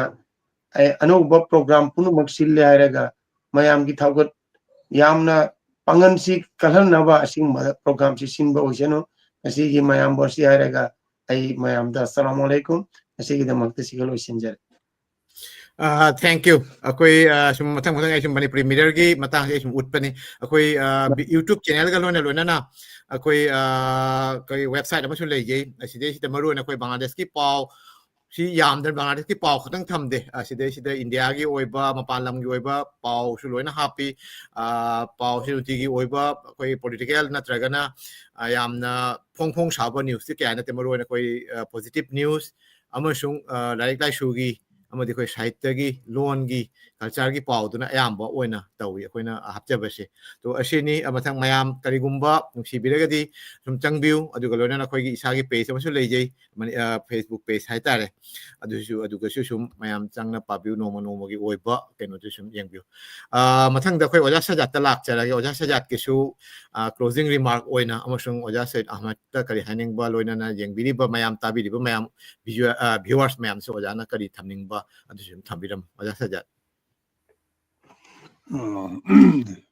Promodamuga amakan na tagatari nasi Manipuri Mirror gi 5th anniversary sei manga pha ba gi program gi nasi mari shuba program si je platform si da oja shoyada met ki yamna mamal leina ba wari watai ko tabire yamna phajana ojana sinda dan history matang da koi language ki matang da koi sanskrit ki matang da so yamna ojana phajana gena thore wari libire ji oja je hamam promote pusu yam tagate yam phajaba thauramam ni program ni si program si continue to na jahi manga bhaba idu su ta paper ni adu mani mirror gi program si aro phajana aro broad oisuno aro chawkhat suno adu yo akeno du thamaga ai speech da lojare tagatre mam thank you koi gi yam ten na oja na koi keno sing bire kay hadra koi mirror gi thabak si koi Mapan da leiba Bangladesh da gi amasung Assam Tripura dai lakpa oja khara su yawi koi yamna kay hadra Mapan lam da leiba si su struggle lamani oja wai su sum khang wani oja wai larik tamba keno tabda koi si da leiba si di masing su lekpa loan ju tinadaba adu gi mathakta tongan ba society haiter challenging adu isa gi thabak su sum tawba mafam siga koi di sum lei rabanina mafam sigi kay haiter siga su hingna bo hotna ba haiter adu ga loina isa gi loan culture ngak na chatpa aduga no na lakpo mayam se integration ta hono community ama build up tauba there's a lot of things we have to do asigi manung asi su taudu ba yadra ba thabak amani haina pangthok chabani sagi achin ba kaya keno leiraga su asi su ai ni sana pamjaru ba haitare koi yamna nungai te Mapanda aina ngasagi oja se jada khusen na su mamang da su habi re akoi punna lebinaramba keno mayam si kamana naksan ba jaga dagi asi sum khalak pa dagi koi kharna si kumba wakhan si puthorak pani 2017 18 gi dwai dagi sumana koi toina su Bangladesh India si ko chatpa ngamai Manipur sa mo ne chacharu re adu mayam si chaluraga hena khawrang ko si aham balak pagi di nuai ba hai gadra keno to ba dui mathang da isolate ora pagi nuai ta ba tanja si mathang ni step si adu na ai si chahi 2003 da lak pani adu na chahi 35 kun chahi 35 mu chahi 30 khai henjala ko de si ga su kra settle oi ba hai tare asu dagi ngasai naksan na ba si pamak pa so the technology is a madugi the phone the landline there's a lot of hassle imung manungi pau ꯃꯃꯥꯡꯉꯩꯗ ꯑꯣꯖꯥꯅꯁꯨ ꯄꯟꯈꯤꯕ ꯍꯥꯟꯅ pen friend ꯑꯣꯏꯅ ꯇꯧꯔꯝꯕ ꯑꯣꯖꯥ ꯀꯩꯃꯟꯗꯤꯟꯒꯤ ꯀꯩꯅꯣ ꯇꯧꯔꯝꯕ ꯃꯅꯤꯄꯨꯔꯒ ꯕꯪꯒ꯭ꯂꯥꯗꯦꯁꯀ ꯅꯛꯁꯟꯅꯕꯁꯤ ꯉꯝꯃꯝꯗꯕ event phone ꯅꯠꯇꯦꯀꯣ ꯀꯩꯅꯣꯗ pen friend ꯑꯣꯏꯅꯒ ꯀꯂꯃꯤ ꯕꯣꯟꯙꯨ ꯍꯥꯏꯅ ꯍꯥꯏꯔꯦ ꯕꯪꯒ꯭ꯂꯥꯗꯅ ꯑꯗꯨꯃꯥꯏꯅ ꯅꯛꯁꯟꯅꯕꯒꯤ ꯄꯥꯝꯕꯁꯤꯗꯤ ꯁꯨꯝ ꯂꯩꯌꯦ ꯑꯣꯖꯥ ꯇꯣ ꯁꯦꯝ ꯑꯩꯈꯣꯏꯅ ꯕꯪꯒ꯭ꯂꯥꯗꯦꯁꯇꯒꯤ ꯅꯠꯇ꯭ꯔꯒ ꯏꯟꯗꯤꯌꯥꯗꯒꯤ ꯂꯥꯛꯄ ꯑꯩꯈꯣꯏ ꯏ ꯄꯥꯎ ꯀꯥꯏꯅ ꯇꯧꯔꯤꯁꯤ ꯃꯄꯥꯟꯗ ꯁꯨꯝ ꯂꯩꯔꯒꯁꯨ ꯑꯩꯈꯣꯏ ꯅꯛꯁꯟꯅꯕꯒꯤ ꯃꯤꯟꯁꯤ ꯊꯤꯔꯛꯄꯗ ꯑꯁꯤꯒꯤ ꯄ꯭ꯂꯥꯠꯐꯣꯝꯁꯤ ꯑꯩꯈꯣꯏ ꯁꯨꯝ ꯍꯧꯗꯣꯛꯆꯕꯅꯤ ꯇꯣ ꯂꯥꯏꯕꯛ ꯐꯕ ꯑꯃꯁꯨꯡ ꯃꯌꯥꯝꯒꯤ ꯅꯨꯡꯁꯤꯕꯤꯗꯨꯅ ꯉꯁꯤꯁꯨ ꯇꯉꯥꯏ ꯐꯗꯅ ꯆꯠꯊꯕ ꯉꯝꯖꯔꯤ ꯃꯌꯥꯝꯅꯁꯨ ꯗꯨꯋꯥ ꯇꯧꯕꯤꯌꯨ ꯑꯁꯤꯔꯕꯥꯗ ꯇꯧꯕꯤꯌꯨ ꯑꯩꯈꯣꯏ ꯑꯇꯩꯁꯨ ꯍꯦꯟꯅ ꯆꯥꯎꯈꯠꯅ ꯀꯩ ꯍꯥꯏꯇꯥꯔꯦ ꯃꯄꯨꯡ ꯐꯥꯅ ꯄꯥꯡꯊꯣꯛꯆꯕ ꯉꯝꯖꯕ ꯑꯣꯏꯖꯒꯦ ꯁꯤ ꯀꯩ ꯍꯥꯏꯇꯥꯔꯦ ꯃꯌꯥꯝ ꯏꯁꯥꯒꯤꯇ ꯅꯠꯇ꯭ꯔꯒꯅ ꯑꯩꯈꯣꯏ ꯈꯔ ꯈꯛꯇꯒꯤ ꯅꯠꯇꯦ ꯑꯁꯤ ꯃꯌꯥꯝꯒꯤ ꯑꯣꯏꯅ ꯄꯨꯈꯠꯆꯅꯤꯡꯉꯤ ꯑꯁꯤꯇꯅꯤ ꯑꯩꯅ ꯍꯥꯏꯖꯅꯤꯡꯕ ꯑꯦꯅꯤꯋꯦ ꯃꯇꯝꯁꯨ ꯂꯣꯏꯁꯤꯜꯂꯦ 1 hour 45 minute ꯃꯨꯛ ꯐꯥꯖꯜꯂꯦ ꯁꯣ ꯑꯗꯨꯅ ꯑꯩꯈꯣꯏ ꯑꯣꯖꯥ ꯁꯩꯠꯇꯒꯤꯁꯨ ꯀ꯭ꯂꯣꯖꯤꯡ ꯔꯤꯃꯥꯔꯛ ꯑꯃꯇꯪ ꯑꯣꯖꯥ ꯁꯩꯠꯇ ꯑꯩꯅ ꯅꯤꯡꯁꯤꯡꯖꯕꯗꯤ ꯑꯩꯅꯁꯨ ꯔꯤꯀ꯭ꯋꯦꯁ ꯑꯣꯏꯅ ꯊꯝꯖꯒꯦ ꯃꯅꯤꯄꯨꯔꯤ ꯃꯤꯔꯔꯒꯤ ꯃꯥꯏꯀꯩꯗꯒꯤ ꯑꯃꯁꯨꯡ ꯕꯪꯒ꯭ꯂꯥꯗꯦꯁꯀꯤ ꯃꯥꯏꯀꯩꯗꯒꯤ ꯑꯣꯖꯥ ꯁꯩꯠꯀꯤ ꯃꯇꯝ ꯈꯖꯤꯛꯇꯪ ꯀꯥꯏꯊꯣꯛꯄꯤꯔꯒ ꯑꯩꯈꯣꯏ ꯑꯁꯤꯒꯤ ꯃꯇꯥꯡꯁꯦ ꯈꯖꯤꯛꯇꯪ ꯑꯦꯀꯥꯗꯦꯃꯤꯀꯦꯂꯤ ꯑꯣꯏꯅ ꯇꯧꯔꯒ but four the mass people ꯃꯌꯥꯝꯗ ꯈꯪꯅꯕ ꯑꯩꯈꯣꯏ ꯃꯤꯇꯩ ꯄꯥꯉꯜꯁꯤꯡꯒꯤ ꯃꯇꯥꯡ ꯑꯩꯈꯣꯏ ꯀꯜꯆꯔ ꯂꯤꯇꯔꯦꯆꯔꯒꯤꯗꯤ ꯀꯩꯅꯣ ꯇꯧꯗ꯭ꯔꯒꯁꯨ ꯑꯇꯩ ꯑꯣꯖꯥꯁꯤꯡ ꯋꯥꯔꯤ ꯁꯥꯟꯅ ꯂꯤꯇꯔꯦꯆꯔꯒꯤ ꯃꯇꯥꯡꯗ ꯑꯗꯨ ꯑꯩꯈꯣꯏꯒꯤ ꯍꯧꯔꯛꯄꯒꯤ ꯃꯦꯟ ꯑꯣꯏꯅ ꯍꯤꯁꯇ꯭ꯔꯤꯒꯤ ꯑꯗꯨꯒꯩꯗꯤ ꯑꯦꯊꯅꯣꯒ꯭ꯔꯥꯐꯤ ꯑꯗꯒꯤꯗꯤ ꯇꯣꯄꯣꯒ꯭ꯔꯥꯐꯤ ꯑꯗꯨꯒ ꯂꯣꯏꯅꯅ ꯑꯩꯈꯣꯏ ꯀꯜꯆꯔꯦꯜ ꯑꯥꯏꯗꯦꯟꯇꯤꯇꯤ ꯑꯗꯩꯗꯤ ꯂꯦꯡꯒ꯭ꯋꯦꯖꯇꯁꯨ ꯑꯩꯈꯣꯏ ꯃꯩꯇꯩꯂꯣꯟꯅꯤ ꯍꯥꯏꯔꯒꯁꯨ ꯑꯩꯈꯣই ꯃꯩꯇꯩ ꯄꯥꯉꯜꯒꯤ ꯇꯣꯉꯥꯟꯕ ꯑꯦꯛꯁꯦꯟ ꯑꯃꯁꯨꯡ ꯋꯥꯍꯩ ꯋꯥꯇꯥꯗ ꯈꯖꯤꯛꯇꯪ ꯇꯣꯉꯥꯟꯕ ꯂꯩꯕ ꯑꯗꯨꯒ ꯃꯩꯇꯩ ꯑꯏꯕꯁꯤꯡꯅꯁꯨ ꯄꯨꯊꯣꯛꯄꯗ ꯑꯩꯈꯣꯏꯒꯤ ꯉꯜꯂꯤꯉꯩ ꯃꯇꯝꯗꯒꯤꯅ ꯑꯣꯖꯥ ꯀꯩꯅꯣꯁꯤꯡꯅꯁꯨ ꯑꯩꯈꯣꯏ ꯑꯏꯕꯁꯤꯡꯅꯁꯨ ꯃꯩꯇꯩ ꯄꯥꯉꯜꯒꯤꯁꯨ ꯌꯥꯝ ꯏꯟꯇꯔꯦꯁ ꯂꯧꯅ ꯎꯄꯟꯌꯥꯁ ꯏꯔꯝꯕ ꯑꯗꯩꯗꯤ ꯀꯩꯅꯣ ꯊꯤꯒꯠꯄꯒꯤ ꯀꯩꯅꯣ ꯑꯣꯏꯕ ꯏꯔꯝꯕ ꯃꯌꯥꯝ ꯑꯃ ꯂꯩ ꯁꯣ ꯅꯨꯡꯁꯤꯔꯕ ꯋꯥꯔꯤ ꯃꯌꯥꯝ ꯑꯃꯁꯨ ꯂꯩ ꯁꯣ ꯋꯤ ꯍꯦꯞ ꯇꯨ ꯇꯣꯛ ꯑꯁꯤꯒꯤꯁꯤ ꯇꯣꯏꯅ ꯍꯥꯏꯕ ꯑꯃ ꯆꯪꯉꯤ ꯉꯁꯥꯏꯒꯤ ꯑꯐꯕ ꯋꯥꯍꯩꯁꯤꯡꯁꯤꯗꯤ ꯍꯟꯖꯟ ꯍꯟꯖꯟꯅ ꯍꯥꯏꯔꯒꯗꯤ ꯃꯌꯥꯝꯗ ꯇꯥꯗꯣꯔꯤꯁꯦ ꯑꯩꯈꯣꯏꯒꯤ ꯍꯟꯕ ꯂꯩꯇꯅ ꯋꯤꯗꯥꯎꯠ ꯀꯩ ꯍꯥꯏꯇꯥꯔꯦ ꯍꯦꯁꯤꯇꯦꯁꯟ ꯑꯦꯟ ꯋꯤꯗꯥꯎꯠ ꯑꯩꯈꯣꯏꯒꯤ ꯀꯩ ꯍꯥꯏꯇꯥꯔꯦ ꯇꯟꯊꯕ ꯌꯥꯎꯗꯅ ꯁꯤ ꯍꯥꯏꯕ ꯑꯃ ꯆꯪꯉꯤ ꯑꯗꯨꯒ ꯑꯩꯅ ꯈ꯭ꯋꯥꯏꯗꯒꯤ ꯅꯨꯡꯉꯥꯏꯔꯤꯁꯤꯗ ꯑꯣꯖꯥꯒꯤꯗ ꯑꯗꯨꯒꯤ ꯀꯩꯅꯣꯗꯨ ꯂꯩꯌꯦ ꯑꯣꯖꯥꯒꯤ ꯌꯨꯇ꯭ꯌꯨꯕꯇ ꯈꯪꯗꯦ ꯅꯠꯇ꯭ꯔꯒ ꯁꯣꯁꯤꯌꯦꯜ ꯃꯦꯗꯤꯌꯥꯗ ꯊꯥꯗꯣꯔꯛꯄꯗ ꯑꯩꯈꯣꯏꯅ ꯁꯨꯝ ꯊꯦꯡꯅꯕ ꯌꯥꯝꯅ ꯏꯅꯔꯖꯦꯇꯤꯛ ꯑꯣꯏꯕ ꯌꯥꯝꯅ ꯄꯋꯥꯔꯐꯨꯜ ꯃꯦꯁꯦꯖ ꯂꯩꯕ ꯑꯣꯖꯥꯒꯤ ꯀꯩꯅꯣꯁꯨ ꯂꯩꯕ ꯑꯗꯨꯅꯅꯤ ꯑꯩꯈꯣꯏ ꯕꯪꯒ꯭ꯂꯥꯗꯦꯁꯀꯤ ꯃꯌꯥꯝꯁꯦ ꯍꯟꯗꯛꯇꯤ ꯑꯣꯖꯥ ꯑꯣꯏꯅ ꯄꯨꯁꯤꯜꯂꯛꯁꯤꯀꯣ ꯍꯥꯏꯅ ꯑꯣꯖꯥ ꯃꯌꯥꯝ ꯑꯃꯁꯨ ꯂꯩ ꯑꯩꯈꯣꯏ ꯑꯁꯥꯝꯗꯁꯨ ꯀꯩꯁꯨ ꯁ꯭ꯀꯣꯂꯔꯗꯤ ꯃꯌꯥꯝ ꯑꯃ ꯂꯩ ꯑꯩꯈꯣꯏ ꯕꯪꯒ꯭ꯂꯥꯗꯦꯁꯇꯕꯨ ꯃꯁꯤꯡꯁꯨ ꯂꯤꯛꯄꯅꯤꯅ ꯂꯥꯏꯔꯤꯛ ꯂꯥꯏꯁꯨꯁꯨ ꯑꯁꯤ ꯃꯇꯥꯡꯁꯤ ꯇꯝꯕꯅ ꯈꯔꯗꯤ ꯋꯥꯠꯂꯦ ꯇꯣ ꯑꯦꯅꯤꯋꯦ ꯃꯊꯪꯗ ꯑꯩꯈꯣꯏ ꯑꯇꯩꯁꯨ ꯍꯦꯟꯅ ꯁꯝꯅꯔꯒ ꯑꯇꯩꯁꯨ ꯁꯝꯖꯟꯅꯔꯒ ꯑꯇꯩꯁꯨ ꯍꯦꯟꯅ ꯐꯕ ꯀꯩꯅꯣꯁꯤ ꯄꯨꯔꯛꯄ ꯑꯣꯏꯁꯅꯨ ꯑꯗꯨꯒꯤꯗꯨ ꯉꯝꯅꯕ ꯑꯩꯈꯣꯏ ꯍꯣꯠꯅꯖꯒꯦ ꯉꯁꯤꯒꯤ ꯑꯣꯏꯅꯗꯤ ꯑꯣꯖꯥꯒꯤ ꯃꯥꯏꯀꯩꯗꯒꯤ ꯑꯩꯈꯣꯏ ꯀ꯭ꯂꯣꯖꯤꯡ ꯔꯤꯃꯥꯔꯛ ꯍꯥꯏꯇꯥꯔꯦ ꯈꯖꯤꯛꯇꯪ ꯊꯝꯕꯤꯔꯝꯃꯣ ꯑꯣꯖꯥ ꯊꯦꯡꯛ ꯌꯨ ꯑꯍꯥꯟꯕꯗ ꯑꯩ ꯑꯣꯖꯥ ꯄ꯭ꯔꯃꯣꯗꯅ ꯑꯩꯈꯣꯏꯒꯤ ꯄ꯭ꯂꯦꯠꯐꯣꯝꯁꯤꯃ ꯄꯤꯕꯤꯕꯒꯤ ꯍꯥꯏꯇꯥꯔꯦ ꯌꯥꯝ ꯅꯨꯡꯉꯥꯏꯖꯩ ꯃꯅꯤꯄꯨꯔꯤ ꯃꯤꯔꯔꯅ ꯆꯍꯤ 5 ꯁꯨꯔꯛꯄꯒꯤ ꯇꯧꯔꯤꯕ ꯄ꯭ꯔꯣꯒ꯭ꯔꯥꯝꯁꯦ ꯑꯗꯨꯒ ꯑꯩꯒꯤ ꯄꯨꯟꯁꯤꯗ ꯍꯥꯏꯇꯥꯔꯦꯀꯣ ꯍꯧꯖꯤꯛ ꯐꯥꯎꯕꯗ ꯑꯩꯅ ꯁꯨꯝ ꯃꯌꯥꯝꯒꯤ ꯃꯔꯛꯇ ꯀꯔꯤꯒꯨꯝꯕ ꯈꯔ ꯄ꯭ꯂꯦꯠꯐꯣꯝꯗ ꯀꯔꯤꯗ ꯁꯨꯝ ꯀꯥꯕꯗ ꯊꯦꯡꯅꯔꯛꯄꯗ ꯉꯁꯤꯒꯤꯁꯤꯅ ꯌꯥꯝꯅ ꯌꯨꯅꯤꯛ ꯑꯣꯏꯕ ꯍꯥꯏꯇꯥꯔꯦ ꯃꯇꯝ ꯑꯃꯗ ꯑꯩꯅ ꯕꯪꯒ꯭ꯂꯥꯗꯦꯁꯀꯤ ꯕꯪꯒ꯭ꯂꯥꯗꯦꯁ ꯍꯥꯏꯕꯁꯦ ꯑꯩꯈꯣꯏꯅ ꯌꯧꯕ ꯉꯝꯃꯣꯏꯗꯕꯒꯨꯝ ꯈꯜꯂꯝꯕꯗꯣ ꯉꯁꯤ ꯌꯥꯝ ꯁꯥꯊꯤꯅ ꯅꯛꯁꯟꯅꯔꯛꯄ ꯍꯥꯏꯇꯥꯔꯦ ꯑꯩ ꯏꯁꯥ ꯆꯠꯂꯨꯔꯕ ꯃꯇꯨꯡꯗ ꯑꯣꯖꯥ ꯑꯩꯈꯣꯏꯅ ꯑꯩꯕꯨ ꯀꯩ ꯍꯥꯏꯇꯥꯔꯦ ꯉꯁꯤꯒꯤ ꯄ꯭ꯂꯦꯠꯐꯣꯝꯁꯤꯗ ꯄꯨꯊꯣꯛꯑꯒ ꯀꯔꯤꯒꯨꯝꯕ ꯈꯔ ꯈꯟꯅꯁꯤꯒ ꯍꯥꯏꯔꯛꯄꯁꯦ ꯌꯥꯝꯅ ꯑꯩꯉꯣꯟꯗ ꯌꯥꯝ ꯌꯨꯅꯤꯛ ꯑꯣꯏꯕ ꯍꯥꯏꯇꯥꯔꯦ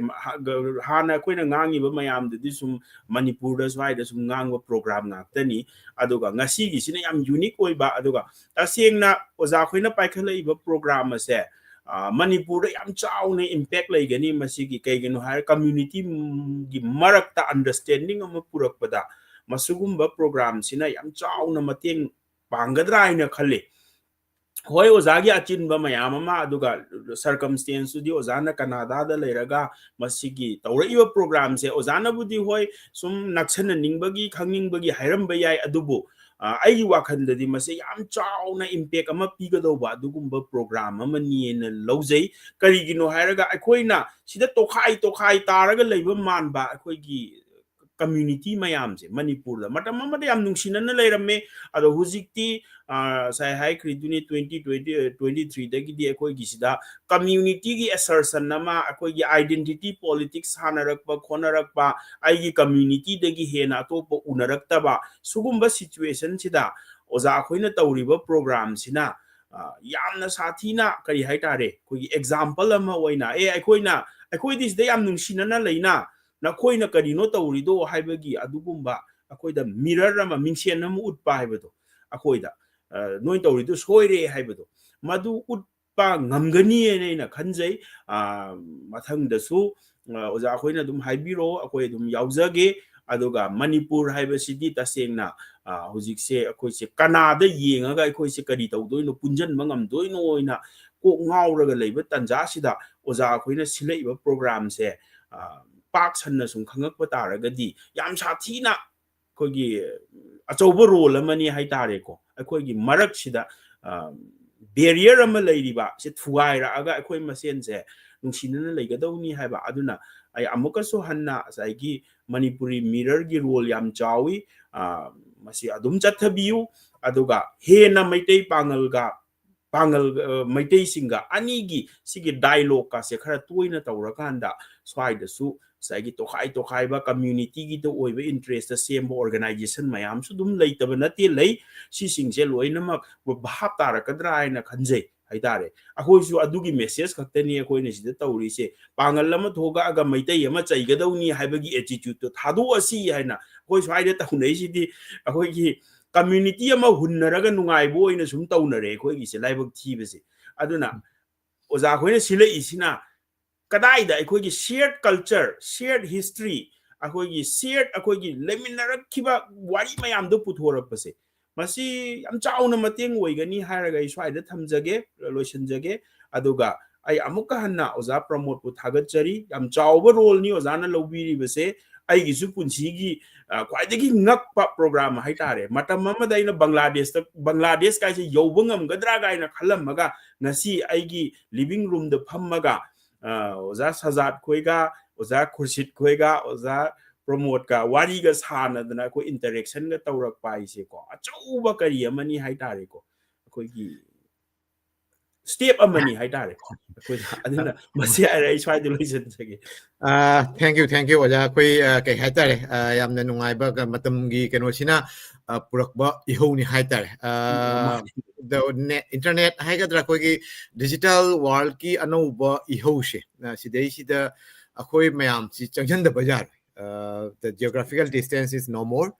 the truth is that kan hana sige se akoi akoi na sagat pa narrative tuniko hana di imagination do ina lener mi ngasai oja na su ngasai khalamba Bangladesh asini moja kurseron oja sajado na su chapau ding chalure ko 19 ba keno da adu mang da imagination khakta na bler mi se the imagination da lei daga akoi gi nak sanaramba mari do hojikti reality da lakpa virtually da lakpa event to virtuality da lakpa si ngambagi khudong chaba se ko technology na pira bani na chuki khudong chaba se ko mayam lobi na si aduga loina na masagi ain hariba positive news positive vibe ama pusinaba ona bi na si aduga aina kai haitare koi su nahan su hai ge koi hodok pun mita su koi hodok pun mita su han sing duna su hai ge oja Naurem Birendrajit koi Bangladesh ta gi la ko New York ta leiba oja to no bo mo koi su hai Manipur gi Irang khangdi Manipur ke no se koi losan binaba koi mayam da isagi kai haitare isa gi dharma gi keno singda koi lai da khram jaba aduga loina na koi gi thamoi singna koi ningjay je Manipur ki shanti hatra peace sino mo so la kani asigi chayet na bana tragana kano si overcome asi jo part of the history ni mapam gi oi ba hoi Europe ta na chahi cha ma chani wang da oi kre mapam da na koi gi Africa da khani mawang da oi kre sumaina ethnic ki relation da khara kano lak pa si tension lak pa si sum part of the history hai ta thau ji sum yamna nungai re hai ba wal tu din ateng asi su mapam da asi su lang theng ni asi su kan adu oraga su asigi mayok da akoi gi sumaina khara peacefully natra koi ji kai hata amaga makang masen natraga na country masen koi Bangladesh ka India ga leinari ba mari wari bhab asi is not only kanglup tan Bangladesh ka India ga relationship aina se tawbo ding ngam adro khajik tang ngor su Tripura da gi Assam da koi mitai manung da ba koi Bengali lon ngang na dai Bengali ki program su sum tawjai oja na sai ha ba oja sajat oja khurset na su tambi he koi gi mirror gi platform si that even Bangladesh ki linguistic minority koi chakma di oja maming tabi da mani chakma adugai di moi garo koi Meghaloi da leiba garo sing garo khasya adumaina koi keno da leiba hill track koi gena hill tracks da leiba ate atop koi Myanmar de lakpa koi mok India da di mok aina khangne koi na keno aina marma aina khangne asmane loan macha koi maybe they have like 50,000 60,000 but 20,000 some have keno na chakwan odi lak tade dipan le asmane koi loan macha loan ba singi ai ba singi manung da so koi keno breeze ama thammi to aduna mathang koi 2021 da 22 da tha ma chupa language macha singi koi keno na silli middle gi mai kai te gi maru na thorang lauraga loan macam baduna Bengali version da oin tawre Bengali version da mirror ki maikai dagi mapam da lei organization sing duga kusam naraga apunba platform amma koi Bangladesh da lei ba loan macha sing gi site da masung loan kamani hingan gadagi habada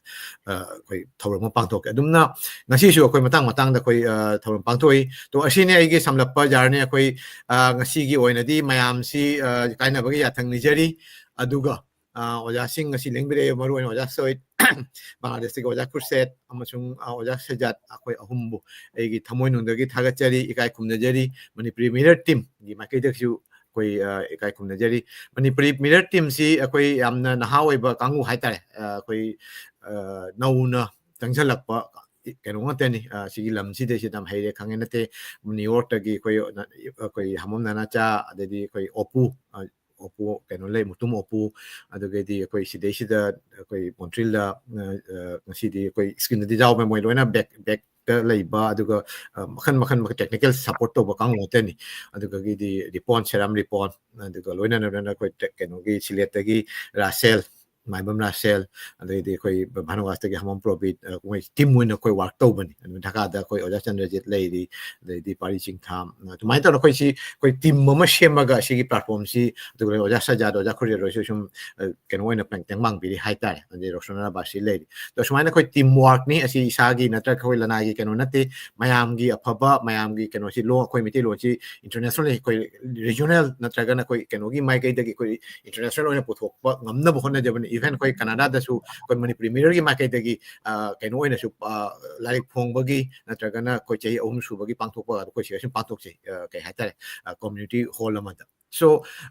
koi si isa khaktang lakpa family khaktang lakpa nataba akhoi gi loan not culture language literature su yauna lakpanina adu su sum hingan ba aduga loina koi sagon na chatpa haitare adugi padam duga tawjabani amuka su hanna yangbiri ba tabiri ba mayam su ikai khumnjari kai hatare ngasi gi tapamsi asida oina lotion bagi ayaba lawjari thagachari mayam bu khuramjari Thank you.